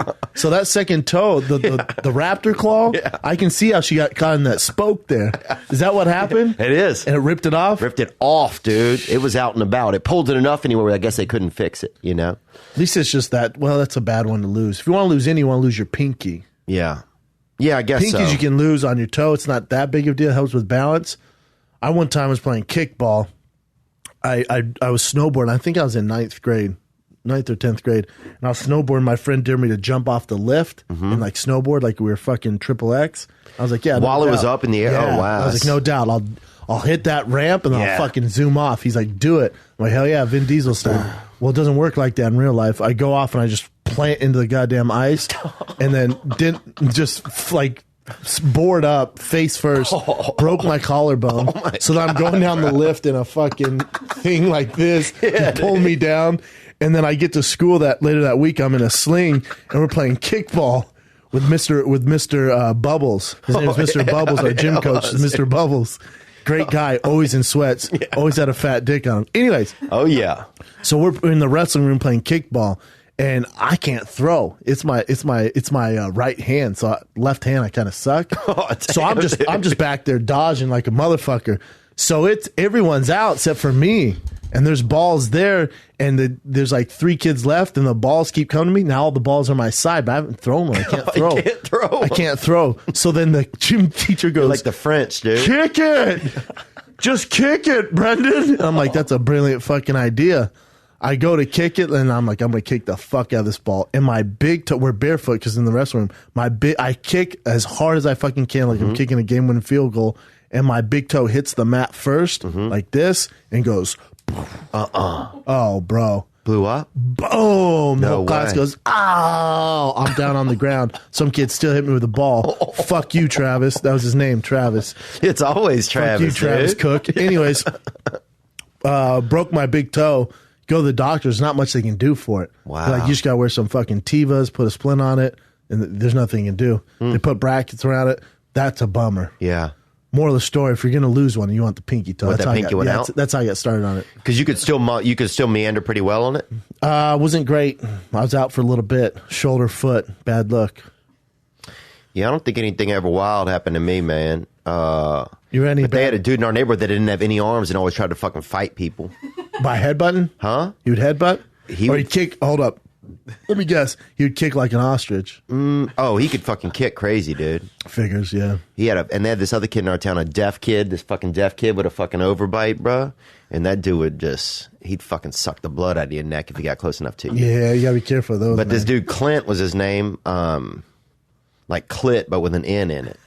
This dude had no arms, dude, and he could fucking literally get you on the ground and choke you out with his fucking shoulder. He would just apply that pressure. Crazy, bro. I mean, he would just be on two legs with that shoulder pointed right at your fucking esophagus. Get you. Do you ever have any kids with It was violent who are around who are us, mentally dude. And he handicapped? got a driver's license. That was a crazy part. I just remember that. Would he drive with his eyes? I don't know what the fuck he was doing, but he had a legal driver's license. How the fuck did that happen? No arms, one driver's license. Killing it. Not fair. Probably working for Uber now. I doubt it, dude. Making tips? He's probably in prison, dude. I remember he did some bad stuff. Yeah, you're reminiscing about him. I was going to say, you ever had any, and I'm not making fun at all or anything like this. We had a kid in Down syndrome in my neighborhood. Oh, yeah. Dude, and when I was like 12, he was like 12. Mm-hmm. He was so strong. Yeah. He was so strong. Mm-hmm. And anytime, even in middle school, elementary school, I felt like they were stronger than the normal kids. I don't know if that's a generalization, but Oh, yeah. they were really, really strong. Yeah. I feel like they mature. Obviously, mentally, they're not as mature, but I feel like physically, the people with Down syndrome, and maybe I'm just off, but they were stronger than the rest of us. 'Cause they get all their He would strength catch at that once. ball and had dad strength. You know Yeah. what I'm saying? Oh, definitely, dude. They could coach a team, dude, if they could get the words out, you know, at the age of 6, you know, because they get all their genetics at once. So they get the whole onslaught of genetics at once, and their body's just trying to hold in all this madness. Yeah. You know? I felt like they're like Wolverine, and we were just peasants, man. Yeah. We had a boy, and this kid, I grew up with him, actually. We used to go drink at the Ramada in our town. And he, The Ramada Inn. this was in Louisiana, in Covington, Louisiana. And I've even talked about this on my show. This boy, Derry, was his name. Derry? Yeah. It's an interesting name. And he used to put people in that hard scarf. He called it the fucking hard scarf, dude. He had this fucking headlock, bro. And you had to have somebody help you get out of it. You almost had to get 2 black kids to help you He get was him that out of good? it. Oh, bro, when he put you in that fucking headlock, that hard scarf, boy. Nasty. It was over, dude. Yeah, I mean, he would kill you. If you didn't get a couple of brothers to come over and help you out of it, he'd fucking kill you. You ever had a man choke you out with his tits? But I had that boy Clint choke me out a couple times with his fucking shoulder, and I guess, I don't know if that's a rib or whatever that is, a high rib. I had a grown man named Ron Waterman choke me out with his titties. Oh, damn, boy. Giant man. Bring a picture of Ron Waterman for me. Check out the tits. Let's get on this Ron man. Waterman on the... His name, you know his fight name was Mr. H2O. Nuh-uh. Waterman. His last name was Waterman. So you- Mr. H2O. Oh, wow. Check out the tits. Handsome, too. Yeah, he choked me out with his tits. Almost broke my nose. And he's homosexual or no? No, not at all. Yeah, and I didn't say that, Ron. He's a tough fight. He's a fucking rough fighter. Well, there's a couple pictures where he's wearing jeans and a mustache, and that Yeah, I is- agree. That's a little shady. Well, those are gateway signs of homosexuality where I'm from. No, I'll give you that. Me too. But yeah, I would he's not... You fought him? No, he's my, especially when I first started, he's one of my main training partners. And I was young, man. And we started on the ground, and he took and it's not even jiu-jitsu. It's just a fucking homosexual move. Yeah. He took my head and had those big pecs, those tan pecs. They were all greased up and sweaty, and just went, yeesh, and almost broke my fucking nose. I Yeah. started to like go out, and then I tapped. I was so embarrassed because my friends were all laughing. There he is.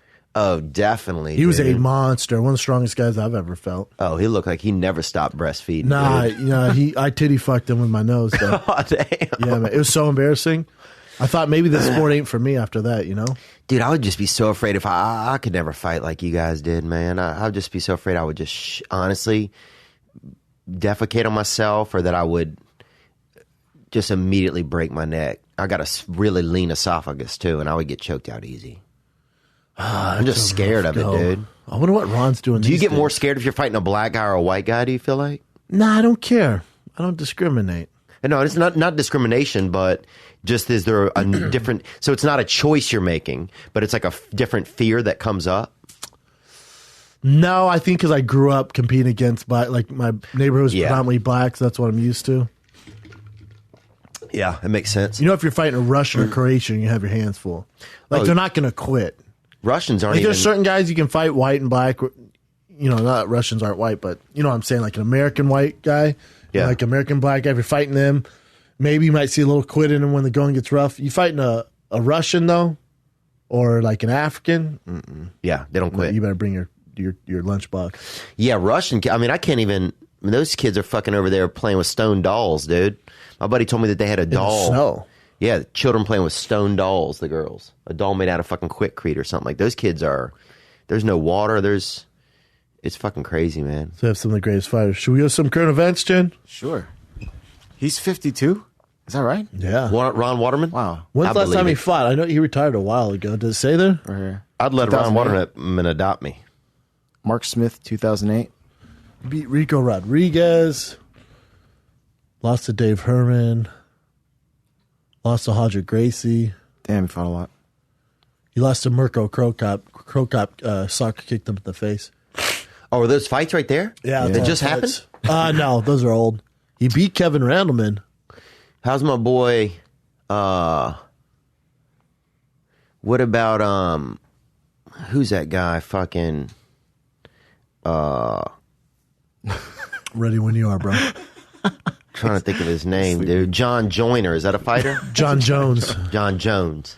You know what? It sounds like we might be seeing him sooner than we thought. That's what I'm talking Because they're about. saying he might have accidentally took the stuff he did, so he might just get a year suspension.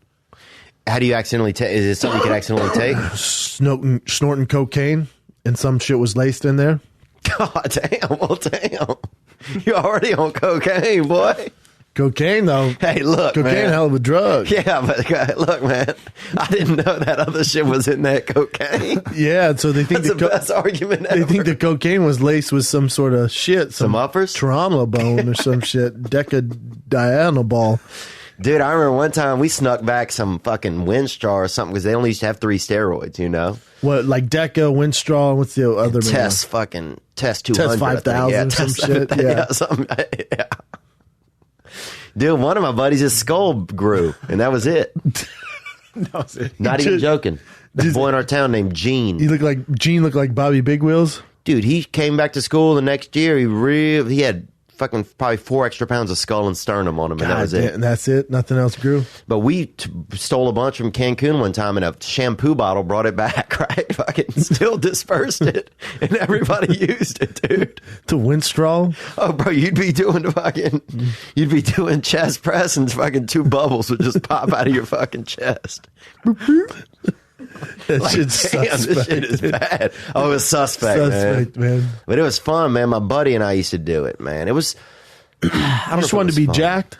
Yeah, I just wanted. I was so skinny, man. I just felt so. You want to feel powerful. I wanted to feel some type of power. And did it work? Yeah, made me feel good. I remember walking through class one time. Is there any like Throwback Thursday pics of you or anything? Oh, I could probably find something, man.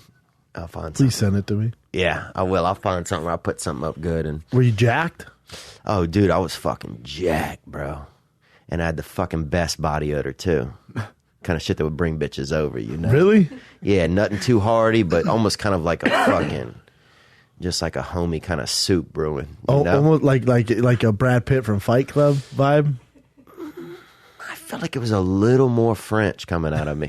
you know? Oh, I feel you. Something a little more like, A little more ethnic. yeah, maybe a little more ethnic. Kind of like the potpourri, but you would see at a black person's house. You know? Like the mix up. Yeah. Damn. That Like shit- it'll surprise you. Yeah, it's got maybe some rose petals in there, but it's also might have some steakums, you know, a couple of fucking cuts of steakums in there. And I hate steakums too as well, even though they sent me a t-shirt. Were you like tan and swole? Yeah, man. I wasn't too tan. I wasn't like, you know, you see those guys on the New Jersey tan. I was just, what was I? You had like a nice base. Yeah, I was pretty. Yeah, I had a decent A nice base. base. Yeah.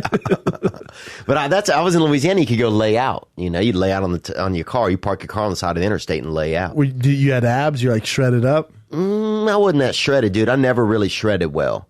You know, my body hides a lot of fucking just extras in it, and so I'd be just kind of thick and awkward. I think a lot of neck. A lot of neck. Oh, dude. And it was very clear you were on steroids, I'm sure. I don't know. I was so skinny when I was a kid that I don't even know if it was. Some people could have thought I hit a growth spurt. You know? Really? Yeah. But then I don't know. Some of your friends never tell you. Because if I see They a don't dude know either. that's a good point. And this was, 15 years ago, 20 years ago. But if I see dudes now that have all those little pimples, I'm like, oh, this dude's Oh, on it. 100%. As a 30-year-old, you shouldn't have pimples all over your back and chest. Yeah. And it was addictive, man. Like, I don't really regret it, but I regret that I didn't probably stop it a little bit sooner, because that was the problem. I got addicted to just feeling good about it. I felt good about myself. Yeah. You had high self-esteem with it. Yeah. So then when you got off, how'd you deal with it? And now you don't work out at all. Yeah, now I do yoga now. So this year I just done yoga, but next year maybe, or this year in a couple of months, I hope to get back in. Yeah, a little wind straw, a little yoga. Ooh, boy, that's what I'm talking about, Mix dude. the two worlds. Oh, bro, that'd be fucking great. You know, MJ teaches yoga. Yeah, she told me to come to a class out in Valencia. Basically Texas, yeah. Yeah, I would come up there and Texas. stretch in Valencia, man. I'll stretch anywhere along the 405 or the 5. You had some current events, Chin? Sure do. The first Not one, his own life, though, does he? Never. Secret, Zero. dude. The Dexter, man. Dude, that's the yellow vault. First one is a skit on Jimmy Kimmel about Oprah, but I don't want to give it away, so I'll just play it for you guys real quick. Will the fans be able to see this? Yeah, let's see some of it. Stars have gathered in Los Angeles last night for the 75th annual Golden Globes, and on hand to receive the Cecil B. DeMille Award was none other than Oprah Winfrey, who delivered a powerful speech. I gotta watch her speech. Did y'all watch it? It's too long. All It's day just too 9 long, minutes. yeah. have been asking if Oprah will run for president. The E! Network last night was fortunate enough to have celebrity stylist Jason Bolden Check on this hand out. to put Oprah's remarks into historical context. It will be because of a lot of magnificent women, many of whom are right here in this room tonight. Wow, that was almost like Oprah's "I Have a Dream" speech. I mean, can I tell like you? she was giving How you powerful is that? Martin Luther King vibes all day. Nice socks, dude. Thanks, brother. Little Jimmy Kimmel appearance. Not mad at that. Wow, bro, that's awesome, huh? They're making fun of that guy's. They're making fun of Jason for saying, comparing to Martin Luther King, the Dream speech. Yeah, I mean, yeah, maybe so, but who knows how many people it inspires? I don't even know what people get Agreed. inspired on anymore. No, me neither. Oprah's super powerful, though. Yep, I she's said very it on there, powerful. I said it again, yeah. It's scary out there, man. But yeah, if she inspires women, man, then that's good, you know? At least he didn't roast me or nothing.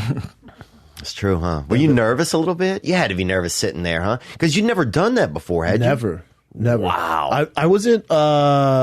Before I was doing this breathing that I did in fighting to help me just wake up and calm my nerves. So I was doing the breathing. I could tell everyone was looking at me like, "What the fuck is he doing?" I don't like to just be stagnant. I like to get up, do my breaths. I do it before every comedy show, Yeah. and then I hit the stage. So I was doing the same thing. And I think they're like, "God, he's super nervous." I'm like, "No, I'm just trying to get in the right frame of mind before I do this shit." Wow. And then it was all good, man.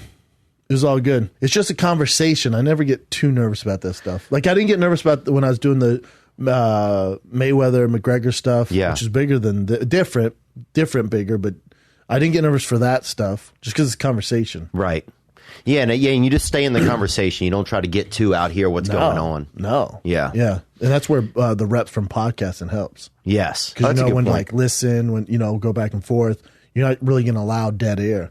Yeah. Because I've probably had, they might do more TV spots like this than me, but I've had my 10,000 hours podcasting. Right. Talking to some pretty smart, intellectual peeps like yourself, Yeah, dude. I was 3.2, baby.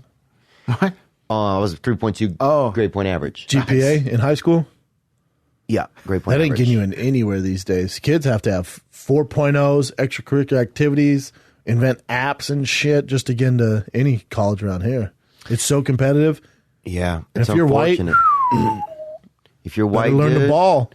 bro, you better dye your skin. You know what I'm saying? You better claim that 2% Native American. Dude, find it. You know what I'm saying? Dig up somebody in your backyard and bring their bones Do that into 21 and me and lie about it. That's what I'm saying, Some bro. African in you, something. Dude, find a kemosabe to jerk off into that Ancestry.com kit. 100%. Send that That's shit why in, boy. My son, he's fucking What's he cashing got? in Mexican. Oh, he's Mexican, huh? His mom's Mexican as fuck. Dude, get some pictures of him outside, dude. Because that Yeah, makes he him has a look nice more- base already. You get him outside, he gets that red skin. We're going Stanford, here we come. Well, you get some pictures of him outside with nothing back behind him, makes people think like, oh, where's this kid from? Yep. And then you write that in with the application, with the essay. Yeah. Talking about hard work in the fields. Yeah. Little they know he's rich as fuck. Grew up in fucking Palisades. Damn, No. boy. Wow. Yeah, Sounds like a nice kid, dude. I want to be adopted. Dude. I'll come over there. I'll adopt you. What do you got? What else you got, Chin? I'm going to be at the Brea Improv this weekend. Oh, my bad. No, go ahead. You know, we're still going current. You're Brea Improv? I'll be I at love Brea Brea. Improv One of my this favorite weekend. spots, man. Yeah, I'm excited about You it. there all weekend? Yeah, Thursday through Sunday, and then I'm in Jacksonville next weekend. Ooh, Jackson. I haven't been out there. I'm doing Florida end of March. Yeah? Florida's good, though. Oh, I love Florida, dude. You know, a lot of missing people over there. And I love the missing. And, but they have, but Jacksonville's pretty wild. It's a lot of driving around and getting nowhere, no matter where you are. Yeah, I spent some time in Jacksonville. My boy's from there, and I would do his charity all the time up there. And Jacksonville's kind of like, it's the slower region of Florida. Oh, yeah.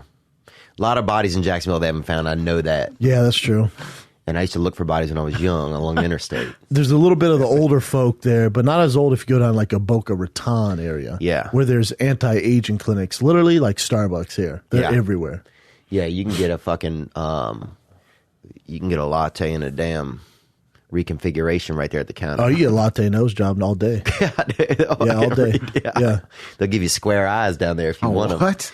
But you can fuck for money down there. If you got a hard dick and some fucking time to kill, you can go down there and get in hunting wills down there. You can get in on some wills because there's a lot of ladies with money looking to catch that last fucking 7 inches before they go to heaven or hell.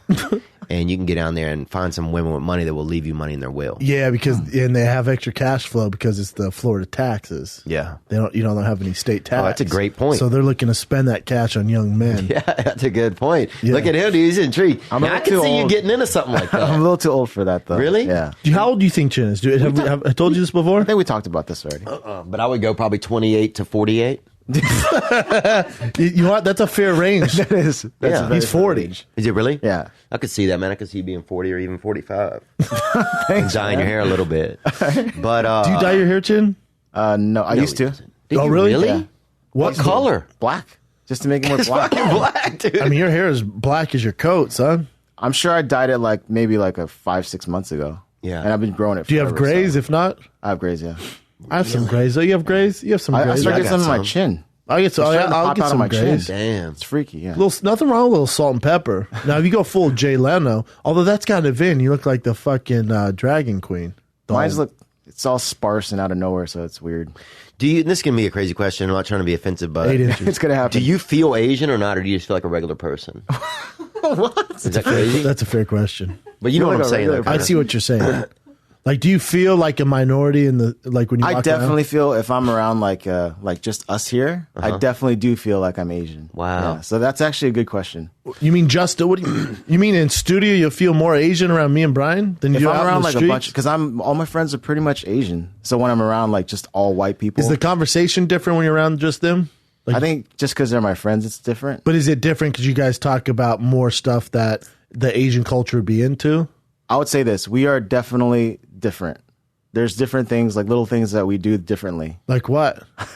I don't want to bring them up Why not? because it's just Yeah, you're not going to different. make us feel bad. I mean, I feel a little bit bad after hearing you say that. I feel a little like Yeah, and I feel like think- like we're gonna catch a lawsuit. no. It just No. brings to my attention that maybe sometimes that my point of view could be kind of narrow sometimes. But no, the joking stuff I love. I think most people enjoy that. It's Yeah. just humor. But I'm saying like just different things that we do, like maybe the way we eat or the way we use the bathroom and stuff like that. Those things might be a little bit different. Oh yeah, Like, do you guys slurp your noodles and shit, right? That's one thing. Like we were next to a family over at Central City Mall, and they have a ramen place there, and they have a I don't know if it's Japanese Korean restaurant, but we got to go there, Chin. You should see this place. It looks ridiculous. Sweet. And it's just packed with people from Asia. So that's how you know it's good. Like there's no white person in there. Anyways, so we're eating over there, and I'm having myself a nice Mediterranean meal, and the family next to us they look Japanese, and they have these noodles, and they're slurping them Yeah. and teaching their son to slurp them. It's the way to eat the noodles. It's the And- best way. It's rude over here, you know. There's different things that are rude that you guys might do that we look at as rude. I can't really think of it right is now. it the but way there's so we many talk to different women? things. Do we seem more rude with that kind of stuff? Maybe just like when you come in here and then if someone comes in here and they don't like offer a seat or something like that, like something I could just see someone bypassing without thinking twice. Like holding a door for a lady. that too, holding doors. No, now you're just talking. I see that's not a culture thing. You're just around dicks. Yeah, that could be true, You're just dude. around dickheads. I wish I could think of Because I good still hold examples. doors for girls. I still open my car door for my girl. You know, I still do that shit. Yeah. Do you feel like that? Because I bet we probably seem more like ego driven. Yes. That's actually super, super smart, man. That's Yeah. exactly what I'm talking about. Ego driven meaning like the people you meet in here? Because you're meeting people in show business, though. No, that's but a good point. But honestly, white people are more like egotistical in a weird way. It's They're ego, more but one-uppers. not like a dick way. It's just a little bit more ego. I notice. Yeah, a little bit more ego. I bet you and your friend I bet you and your friends don't fart around each other. No, we don't. Yeah, and I don't do that either around other guys. I don't think. Yeah, I don't either. I'm kidding, dude. I keep it sexy. If you're close friends, you fart, but I'm not gonna just random dude and fart in front of them. Yeah. I just felt like you guys wouldn't do it at all. That'd be savage, dude. Just tap a random person on the shoulder and tell them you're farting. Bro, we got to make those videos, bro. That's a good idea. It's just called apologize first, and you apologize, but you don't tell them why. And Do you guys look at girls on Instagram? What do you mean? Like, dude, you know, like sometimes I'll be at the comedy store and, you know, someone be like, dude, look at this. Like check this girl out or something like that. Do you guys do that? Or Definitely, do you yeah. look at dead bodies or? It's hard to pinpoint what it is, but I think Theo's right on point when he says it's a certain amount of ego. Like we're just way more. I would be way more welcoming or There's a lot more respect. Yeah, a little bit more Yeah, cordial in than their the culture, average yeah. person. But it's not like you guys are doing it to be dicks. It's just we were raised just this way. Yeah. But what's weird, the Koreans, yes, but then like when we're in the airport and I deal with this here and I have nothing against them, sometimes it just happens. But like with the Chinese, I feel like they're rude to me. You know what? They are. Like when people are speaking super loud in front of me, behind me, whatever, it's still rude. It's still, but I'm also super Americanized too. Yeah, he did grow up in Texas. Yeah. Did you really? Yeah. If you But you were you born in Korea? Born in Korea, but Moved left to when I was young. Texas. Yeah. I wouldn't mind living in Texas. Oh, I think It's the Texas it's going to be if there's a big war that comes in the future between like Los Russia? Angeles and New York and the rest of America. If things ever get that divided, the capitals will be in Chicago and Texas. I think of like the rest of I America. feel safer in Texas. Oh, Texas doesn't fuck around. No one dude. really fucks with Texas. Texas I mean, you don't will want to be in beat El anybody. Paso on the border of Juarez because they have their issues. But I feel like if you're in Austin, you're pretty chill. You know, everyone has guns, so no one's gonna pop off. Right. And they have a lot of diversity in Texas, so I think people in Texas are used to being around other cultures and other ethnicities. 100%. In a weird way, a lot of people think like, "Oh, Texas," but I think there's some of that old boyism, some of that shit. There's but some of that, but for the most part, it's a melting pot. it's a fucking man. melting pot, and it's just about you work hard, you fucking get your life shit, Play and you keep football, shut the cruising. fuck Yeah. up, eat barbecue, Yeah, drive trucks, Yeah, drive trucks. get a blonde white girl. Yeah, but some of these blonde white girls, I mean, that shit's over. You know, For blonde white girls I think in for Texas, some of them, like a Southern Belle, some of them. Yeah, look, some of them some are of that great. stuff's still around. But some Southern of them, when Belles, that's their only thing, I'm like, quit talking like that and let's fucking figure out what the fuck's going on. yeah, you that's know? tough. You're talking about how they talk when they're in a pageant or some shit. Yeah, some of that. Yeah, I don't mean that Southern Belle. I just mean like a Southern Belle who like, you know what I'm saying. Who rings? It takes care, you know, just holds the fort down. Yeah, that's true. Oh, I like a Constantly hard-working during the woman. day when the baby's asleep, constantly watching fucking reruns of Walker, Texas Ranger. Oh, and yeah. shit. Yeah. Just polishing your badge. Yeah, and the and the Get out guns. that badge polish. Yeah, and then I get home and she got the smoker on with the brisket and shit, and then she's making some nice mac and cheese. Got that Georgia ass. Too much, Theo? No, it's good, man. Look, dude, I fell asleep one time on a plane. I was on pill on some type of downers, air downers, sleepers. Via what is it? Veladid or something? Veladum? I don't know, some kind of shit that'll put you to rest. You can sleep on a plane. Valium. And I found myself, I was in a sex dream, dude. And I found myself acting out like I was doing oral sex, And I was on a plane, man. Like And you were like this? no, dude, but it was a woman. Yeah. Too many dudes in that vision, bro. You need to take out. Yeah. You said sometimes drugs make you gay. Well, look, not me, but men by that river. But what I'm saying is, some dude woke me up because I was literally doing oral sex in my mind, like in the air, Wow, you were fucked up. You were fucked faded. up. And I was just naturally just flying, I was just on these, flying down Pills.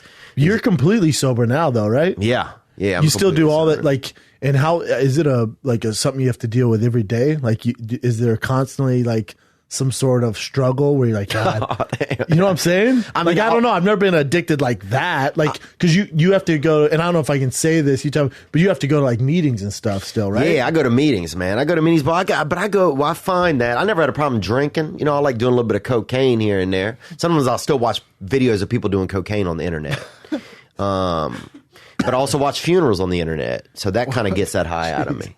But what I'm saying is that I will, I go for the fellowship and for the camaraderie, you know? It's just like a group of friends. Oh, dude. It's who so are all nice. a little fucked up. Yeah. And the stories that they share are so real.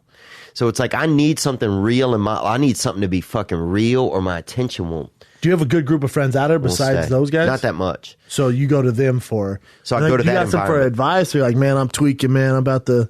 Yeah, but I'm never tweaking. Like, I'm just like, hey, man, I'm having a tough time with this girl, or I'm having a tough time, like, feeling like I can handle this day, or I'm having a tough time, like, you know, I'm going into this meeting and I'm questioning what I should do, or I got this auto lease and I don't know what to do. Like, it's almost like you can get, like, you know, father figures and brother figures in that group. So that's the kind of stuff that really keeps me in. It's like emotional sobriety. And are most of them, do they have your background? Are they in show business, or are they just regular 9-to-5ers? I go to a mix of meetings. I go to some where there are people in there where, you know, I've been in the meetings in this past week with Academy Award winners and boxing national champions. Yeah. Or boxing like heavyweight champions. Yeah, a of the lot of world. those things, I mean, especially in LA, it's like almost a networking thing too. It's like a boys club of super successful people that just happen to have drug or alcohol addiction. And then I'll go into ones. I also go to ones where it's like real people, like where it's like homeless dudes sitting in there next to you. Just because that's kind of the environment I grew up in a little bit more, where like just regular people. You feel comfortable in that? And so I feel like I need to see that a lot so that I don't forget what the world is like. Because you can zone yourself off and make your world however you want it to be. You know, and I find with those celebrity people, I don't mean to interrupt you. No, with go those on. celebrity I've been people, though, talking. are there problems different than, you know what I'm saying? Like, you guys like, come on, man. Like, this guy like this week on social media, the hate has just been unreal. Oh, that's crazy. Unreal. Well, there's groups for even like people that are addicted to chapstick. You know, they got people out there that's rocking them fucking. That makes sense. I know a few people addicted to chapstick. Yeah, people that are fucking can't get out of bed with, you know, dropping 2 tubes and 90 SPF on their yappers. Yeah, you know? man. There's people like that for sure. There are, and there really are groups for that. So there's groups for everything. But yeah, some people's problems to me are not big problems. But to them, them, it's big. And so then I have to recognize that to them, this fucktard, this problem is real to them, and then it's important. And so then it tries to take me out of being judgmental, you know? Because my enemy is in my mind. It might sound crazy to some people, and I don't think about this shit all day. I don't go to these meetings every day. You know, I live my life regular, but there's something in my mind that doesn't want me to be the best person that I can be. Yeah. And I know that my heart wants me to, but my mind will try to trick me. Self-sabotage? Will try to self-sabotage me, man. And my mind is just as crafty as I am as a person. Yep. It's just as crafty. And it'll sneak in on me, bro, and find ways to try and defeat me. Start saying stuff. Yeah, say stuff, That's where defeat that me. Netflix stuff comes in too. Yeah, make me feel less than, make me nervous before I go on stage. So it's like you got the fucking... You got a demon, man. Yeah, you got that demon. You got the dark You got arts. that Cajun demon. You got that Cajun demon, boy, you know? But you seem like you've wrangled him in. I don't know. It is a battle, and that's why I go to the meetings, because it's a battle. Really? And are they having the same issues? Some guys are. There's always somebody who has the same issue or something similar. So you can relate to them. Yeah, I got friends that are flashers. I got friends that are... Flashers, like when cars drive by, they dick or butt. You know, kids get arrested these days for that. I don't know anybody that does butt. Anybody that butt flashes is awesome. Well, that's what we used to do as kids. Like, cars drive by, we'd just flash our butt and then run off. Yeah. Bro, that's basically like, hey, come molest me. I know. We thought it was so dangerous and naughty. But kids get arrested these days. That was just our fun. That's something that Asians won't do. That's You won't flash There you gas? go. That kind of stuff. Because it's we won't just do. disrespectful. It's something of, I don't know what it It's is. Maybe hilarious just is what it is. And they'll kill themselves. If they're not doing good, you guys will kill yourself. A lot of people do. See? We just talked about that Japanese suicide force too. Yeah. So. Yeah. Yeah, but yeah, that stuff that we would laugh at it, but we just wouldn't do it. You guys don't flick each other in the dick? No, that's a little too much. No, they don't do. That's insane. That's insane, dude. If he did that, his grandfather would kill himself. Right? Like, that's unbelievable. They have a lot more honor. I feel like you guys have more of like a solid family structure. Is that true or no? Hardcore, yeah. Super. You know what? Close. Name the biggest Korean porn star. It's probably frowned upon. Well, I mean, come on, Asians in porn. Women. Yeah, women, of course, but Not really men. dudes. Yeah. But I could see some crazy fucking dudes, like dudes jumping off of cliffs and landed in like a woman's ass. My thing is with Koreans Asians are amazing, I dude. feel like they take it over the top. They're like, oh, you're gonna do that? Cool. Oh, you guys bust on a girl's face? Here's a bukkake video, and they're 70 deep, Yeah. son. That's true. They just go way Bukkake. deep. It's You guys Japanese, like by the way. cartoons? You ever Japanese. seen anime? That's- Fuck you guys. Yeah. Oh, you like action movies? Check this out. We're going to do a movie here that's 30 years too late, but still going to kill at the box office. We have Jean-Claude Van Damme, fucking Arnold Schwarzenegger, Yeah. Wesley Snipes, and they just kill in the box office. Yeah. Man. Oh, you guys like scary movies? And you guys always fucking do it better. Like The Ring, all our scary movies, a lot of it comes from Japanese and Korean Does it movies. really? Yeah. We just redo it here. But I think the scary movies back in the day used to be about like a man in the woods killing somebody, and now it's more like this. Demons? It's a little bit more, demony. And You know stuff. why? Why? Because the man in the woods ain't fun anymore. Wow. Because it really happens. Right. The demon, we can go and still be entertained. Like I'm balls deep in the El Chapo. I finally finished season 2 last night. It's the life story on El Chapo, but it's a TV series on Netflix. It's brilliant. But I almost turned it off because it's too real, and this stuff actually happens because they killed this man's 2 kids. They threw him off the bridge, and they showed the video of the actual video of the kids in the car, like sleeping. They tricked them. This guy tricked them. Then they threw him off this huge bridge and then murdered their mom. It's just too, like, I don't need that in my life, man. I just don't. Like, the world's dark enough. I don't need to, in my downtime, watch that bullshit. Yeah, that's dark, man. Super dark. So, I really don't, I kind of zone up from all that stuff, but I saw like the Conjuring and Insidious 4 and all that. And that I have way more fun going to watch because it's not real. Right. Like, I'd rather watch that than watch like a Hostel where it's gory and people getting cut up and stuff because that's real. Yeah. Yeah, like that kind of stuff can really be happening. What do you like? You know, I hate to say you guys. I feel like I'm always trying to get you to speak for like, everything. Entire fucking everything, country. everything east of Poland. It totally makes sense, though. But yeah. What were you saying? Like, what do you Like, what genre of movie do you like? Yeah, like when it Horror? comes to horror stuff, what's it like for people that are similar maybe to you or not? That kind of look like me a little bit. Yeah, ballpark. I do like Korean horror films. The one, but They do it well. I agree. I don't like the gory stuff. I like mental thrillers, things Yeah. that are just suspenseful mentally. Yeah. Yeah, and dark and scary and ghostly. Yeah. Is that your favorite type of movie? No Genre? But What's your that's the favorite? kind- so you know that I got another little fucking fact for you, Theo. You know he sings country music? No. Any other generalizations about fucking shit? do. I love country music. My fucking balls just started fucking mosh pitting against each other, dude. I can't believe that. Really? And he can say, hey, Jim, Wow. just play a video for him for me. Dude, I could get you some Yeah. work. Play a video, Chin, so my we can goodness. educate Theo. Dude, I could get you some work over fucking Skype probably this afternoon. You know, and he also did a voiceover for Rango, if you know that movie. Rango on That Johnny Depp movie. Oh, yeah. Here's Chin singing. All right. Again. Imagine a dirt road full of potholes with a creek bank. What's his face?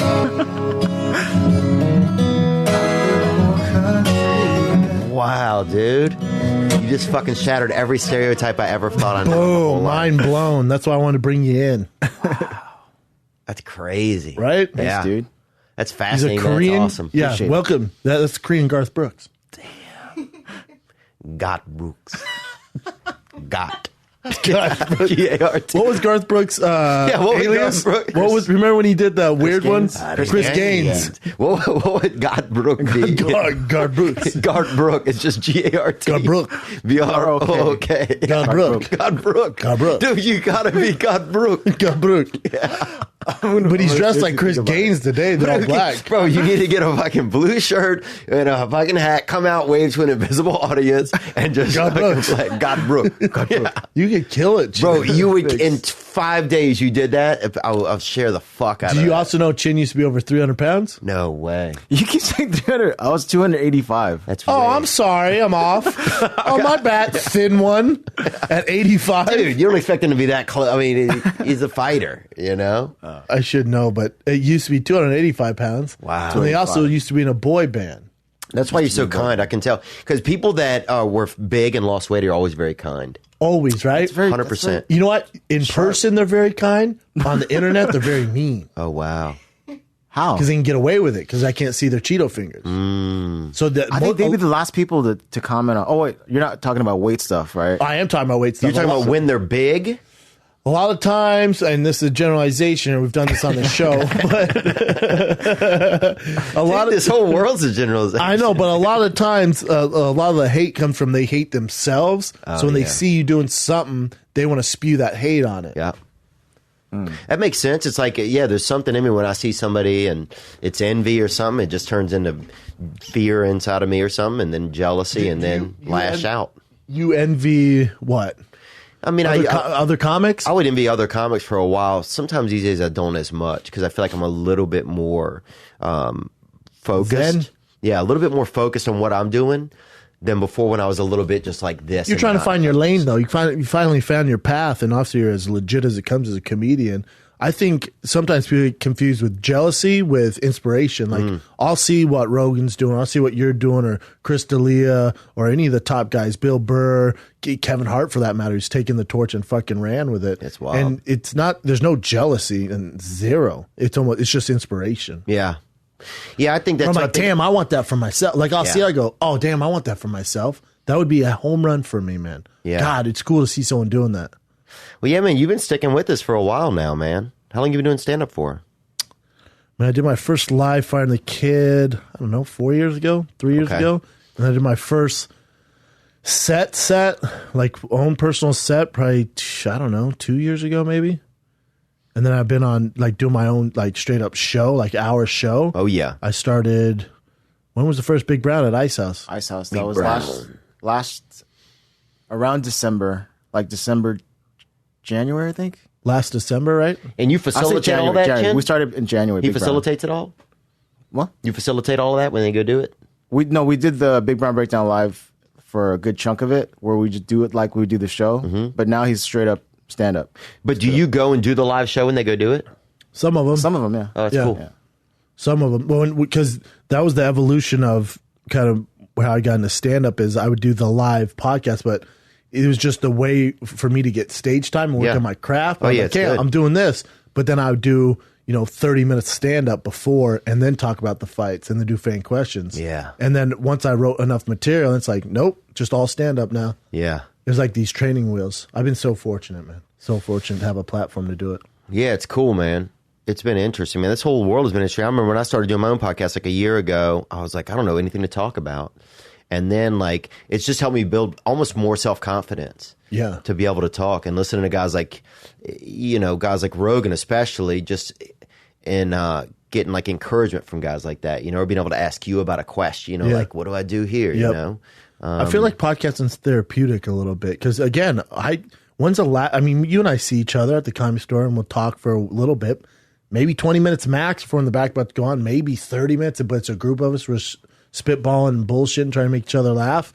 But here, I mean, we've talked for damn near 2 hours now. Fuck. You know what I'm saying? So it's like when... the second longest conversation I've ever been in.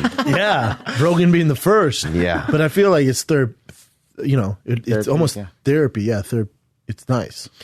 Yeah, I think so, man. I think it's definitely interesting. I appreciate you guys having me in. I can't believe Brian's this late. But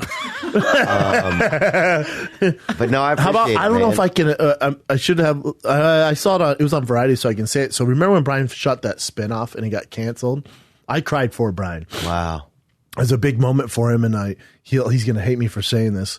Brian has always been the guy, because he's been in show business so long, his heart's so ice cold from it, and he's so non-emotional about acting and comedy. He doesn't give a fuck. I'm like, I sold out Wilbur. He's like, very cool. Anyways, you want a ham sandwich? I'm like, Yeah. all right, man. But that's just Brian. 'Cause Yeah. it's just so. He's the kid. He's the kid. He named him that self. But anyways, so he this is a year ago maybe, or in May. he shot a spinoff for the Goldbergs where he's the coach and he has a big role in it. And I was telling him, like, dude, it's going to happen. This is going to happen for you. And I was encouraging him, and he'd be so negative, and it drove me fucking nuts. And I'm like, just admit you want this, man. He's like, no, I don't care. I have no control over it. I don't care. This is show business. I'm like, all right, man. And then it'd be just me and him. I'm like, dude, admit you want this for me. He'd be like, nope, not going to do it. Then he texts me at midnight. I'll never forget this. He was in San Francisco. I think he was in San Francisco. Maybe he was in Denver doing shows. And he texts me and goes, hey, brother, I find out tomorrow morning if I get the show. You're the only one I'm going to tell this to, but it's going to hurt if I don't get it. Wow. And I was like, you're fucking getting it, man. You're getting it. I get goosebumps talking about it. And then next morning, I was his first call.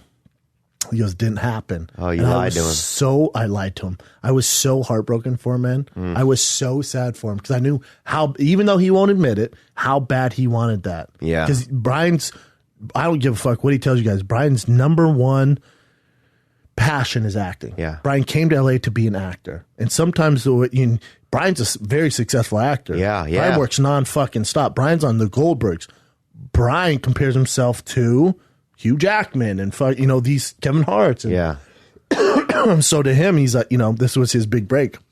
Well, today I go on Variety like I do every morning, like a goddamn gentleman, and I'm scrolling through and it says the spinoff of the Goldbergs is re-erected. No way. Resurrected. They're going to bring it back and test it again. But they're not testing it, just a sample. They're going to put it on? They're going to put it on. Wow. Oh, shit. But that doesn't no one knows this. Finding out right now. That doesn't mean it got picked up. You known this the whole time and didn't tell us this? Yeah. Well, I just remembered. What the fuck, dude? I know, I'm a bad person. I want to talk about myself. Got you really good. It's brain you trauma. You should have said this right in the beginning. I probably should have. Well, now people have to listen all the way through our bullshit. That's true. Dude, that is show business. Awesome. So he must be ecstatic. Nope. Talk to him about it. Because I sent him that link. I go, bro, it's happening. I fucking told you. Maybe not happen the way you wanted it to, but it's happening. And he goes, they're just going to test it. Doesn't mean they pick it up. We got a response. I'm like, fuck off. I always think the best. I don't mind being brokenhearted, man. Listen, I'm waiting, and maybe I'm not supposed to say it. So with E, the thing I did for them for the Golden Globes, that was my tryout to be on E. Yeah. So if that went well, they have to pick up my other options for Academy Awards, Oscars, Met Gala, all of it, right? So if that went well, I don't know yet. I'm waiting to find out. Do I want that? Fuck yeah. I love doing that stuff, man.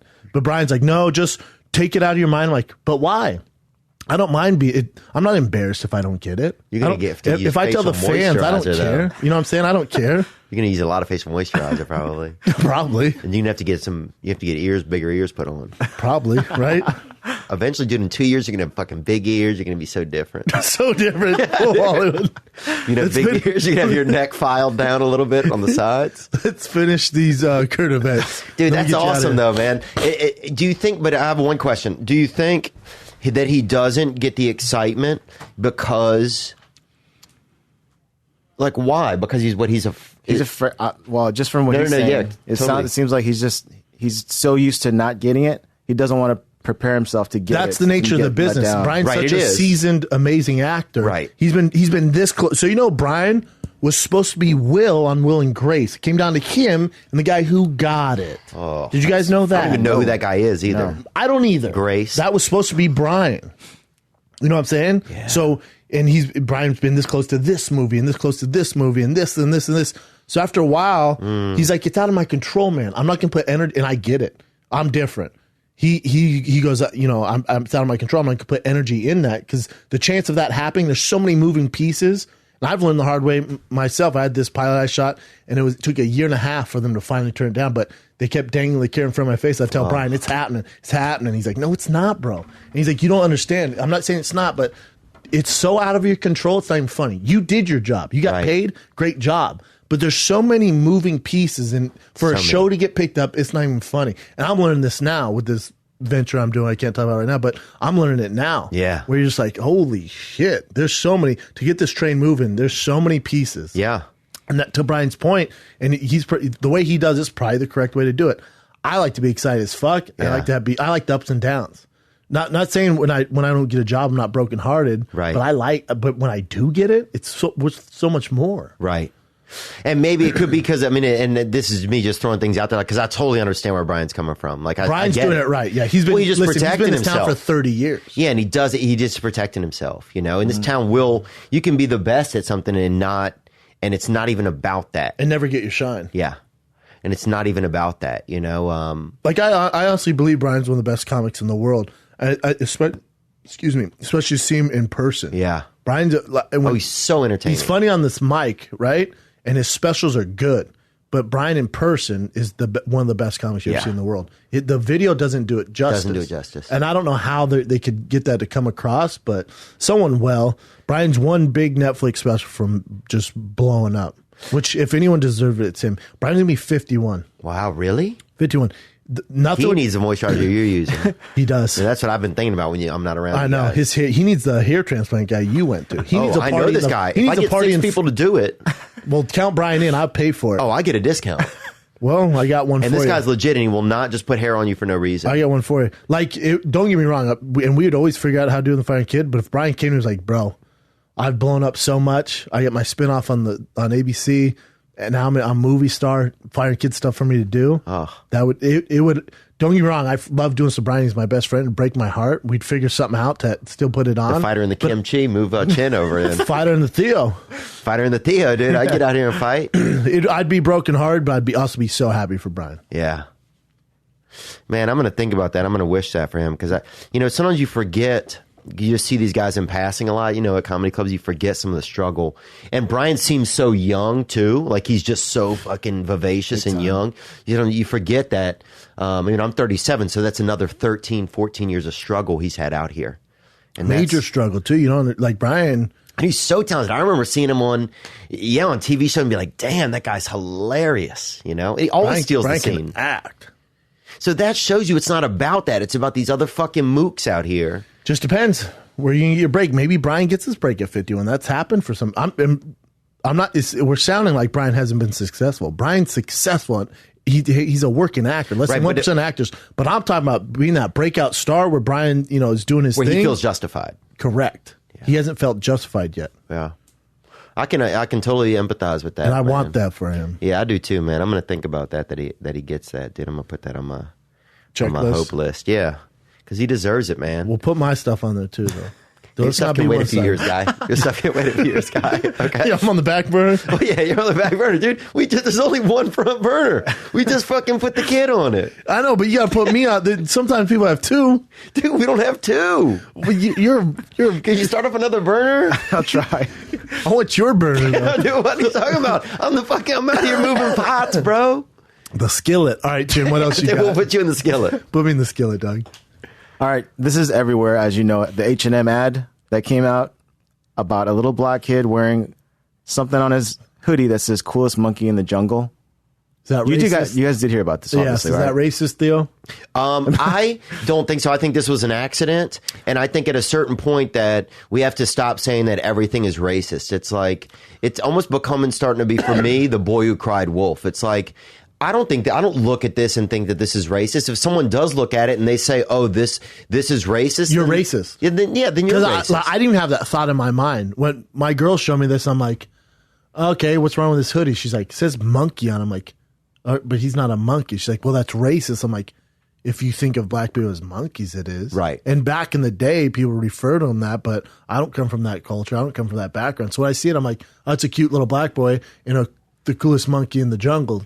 And then some white kid with a shitty haircut that says from the Palisades. Mangrove Jungle. Yeah, yes. Correct. Now, if it said jungle owner and shit like that, and you're like, what the fuck's going on here? Yeah, if that little white boy sweatshirt said monkey owner, and then his shirt says coolest monkey, then we got problems. Yeah. But if you're H&M, you're such a big thing, like a big corporation, just to be safe, probably don't put the black in the monkey shirt. That's exactly the argument. That's what everyone's saying. I don't think they're racist. Right. No, they're saying it's poor taste. You should have known better. You have so many people in the company letting this pass by, so it feels as if they wanted that to get out there. Or they're just so anti-racist, they don't like, what? Or that too, that's possible. Are you kidding me? Right, like nobody's thinking that anymore. No, like it's fucking 2018. Yeah. I bet some parts of South Carolina are thinking that, but other than that, no one's really... And also some parts of black culture need to also, I think, and this, I mean, I'm not black, but need to quit. Sometimes it's just like, if you continue to just push this everything is wrong, then it's always going to be that way. I agree. If we just don't bat an eye to this and just like, that's a cute black boy in a shirt that says coolest monkey in the jungle. Yeah. Now, is it racist if the white kid was in a sweatshirt too that says coolest monkey in the jungle? If they're both in the same thing, is that racist? Now, that might have been a better idea. That'd be different. That would be the better That would idea. be different. But it would still point, they would look at the That's little black kid. ridiculous. But, have you thought of maybe, a lot of different companies make these kind of risque To stuff. get headlines. To get headlines? Correct. And then sometimes it overshoots. Then this time it bit them in the ass. Like, I wonder if that might have happened. That's such a big bite in the ass, though. I know, that's what I'm saying.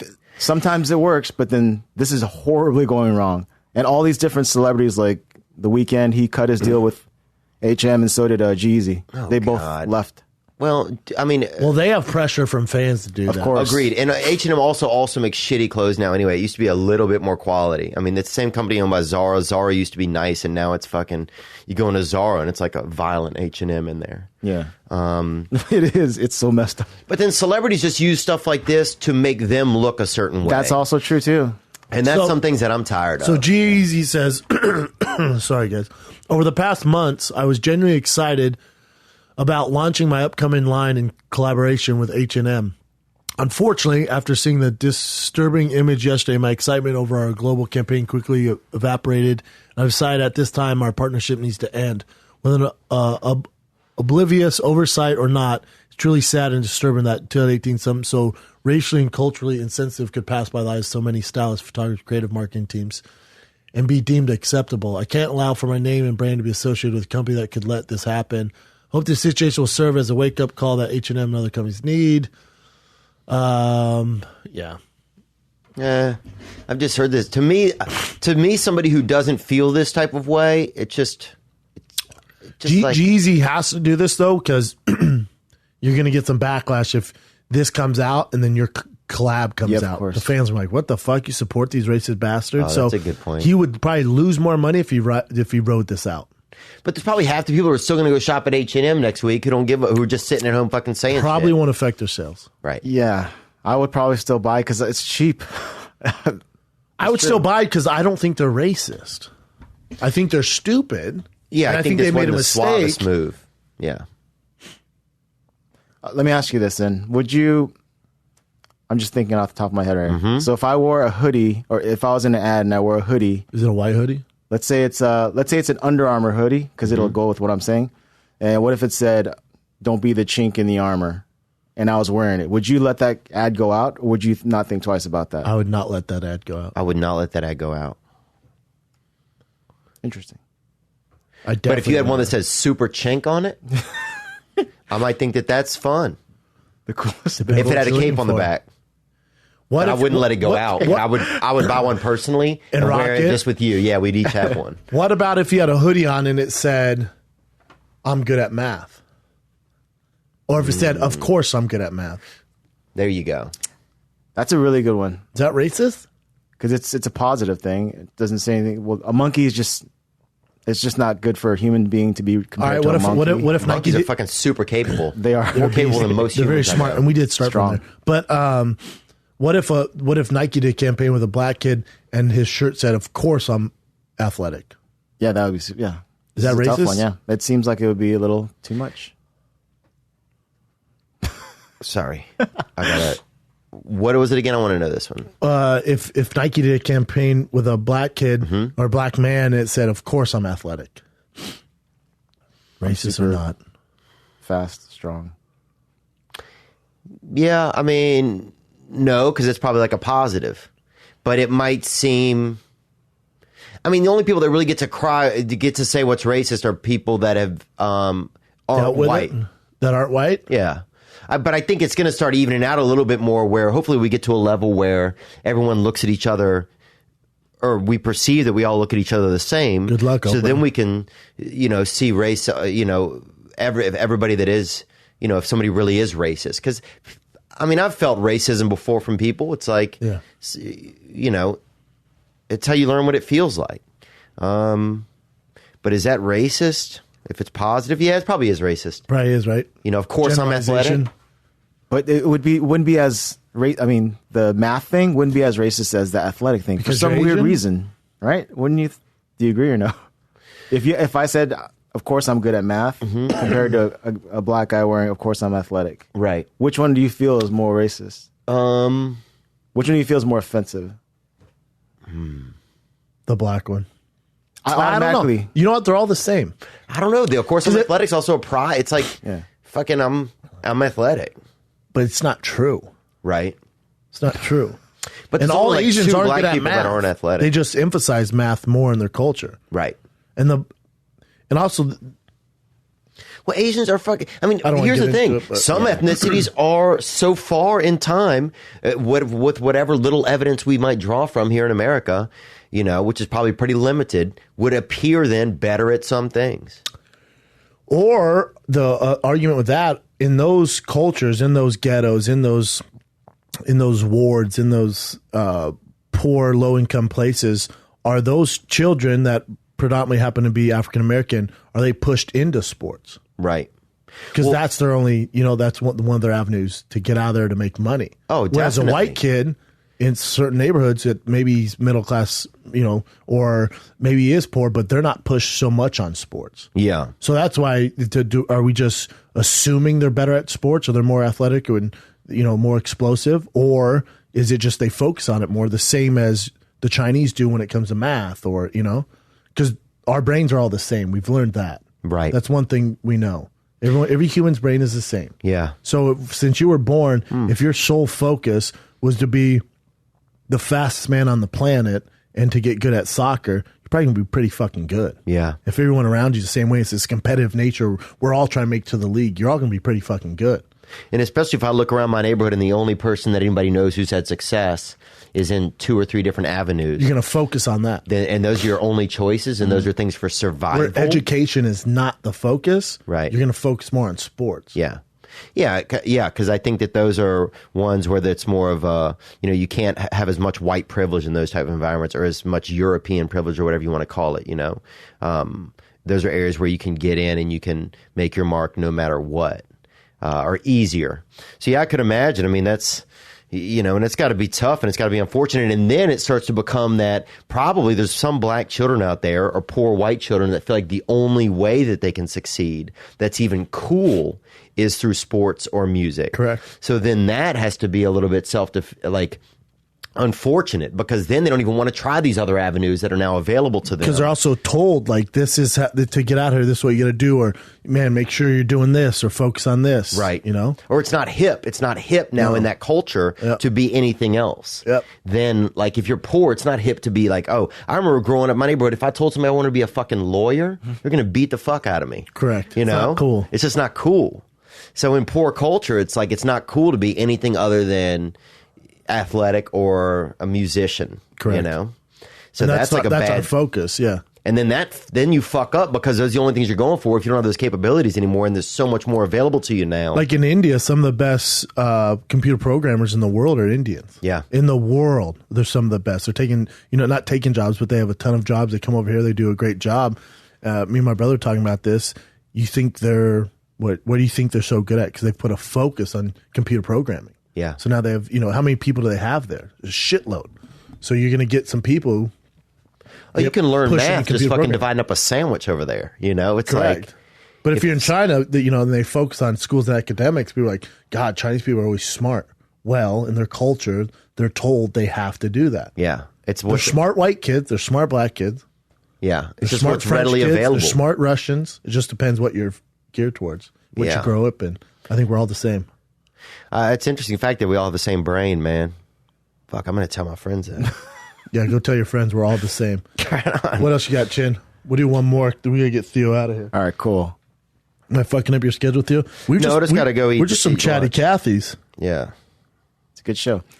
All right, a kayaker in Japan admitted to setting up his rival by putting a banned substance in that rival's drink before they raced. Hilarious. And that guy got caught, and he was banned for life. The guy who put the The supplement. guy that got slipped the supplement. Oh, or fuck. the substance. Can he prove that guy put the drink in there? So check it out. This guy felt so guilty. This is the guy's face, by the way. He committed suicide.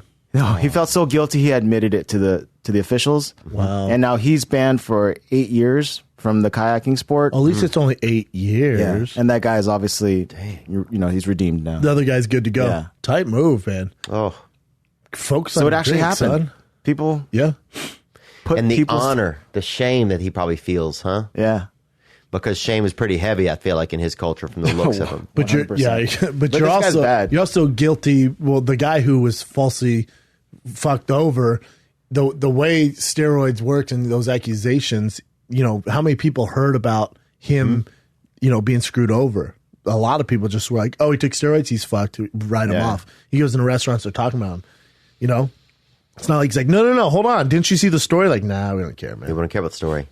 The allegation, right when it comes out, you're screwed forever. People want This guy that. also, he has a history of like messing with people's gear, like stealing stuff out so they He don't looks have like stuff. a shifty one. He looks like a shifty one. I wouldn't trust him. He's like one of those guys on on one of those Ultimate Fighter or something things that cheats or something. Yeah, like a Junie Browning or War Machine or some shit. Is that it, Chin? That's it. Boom.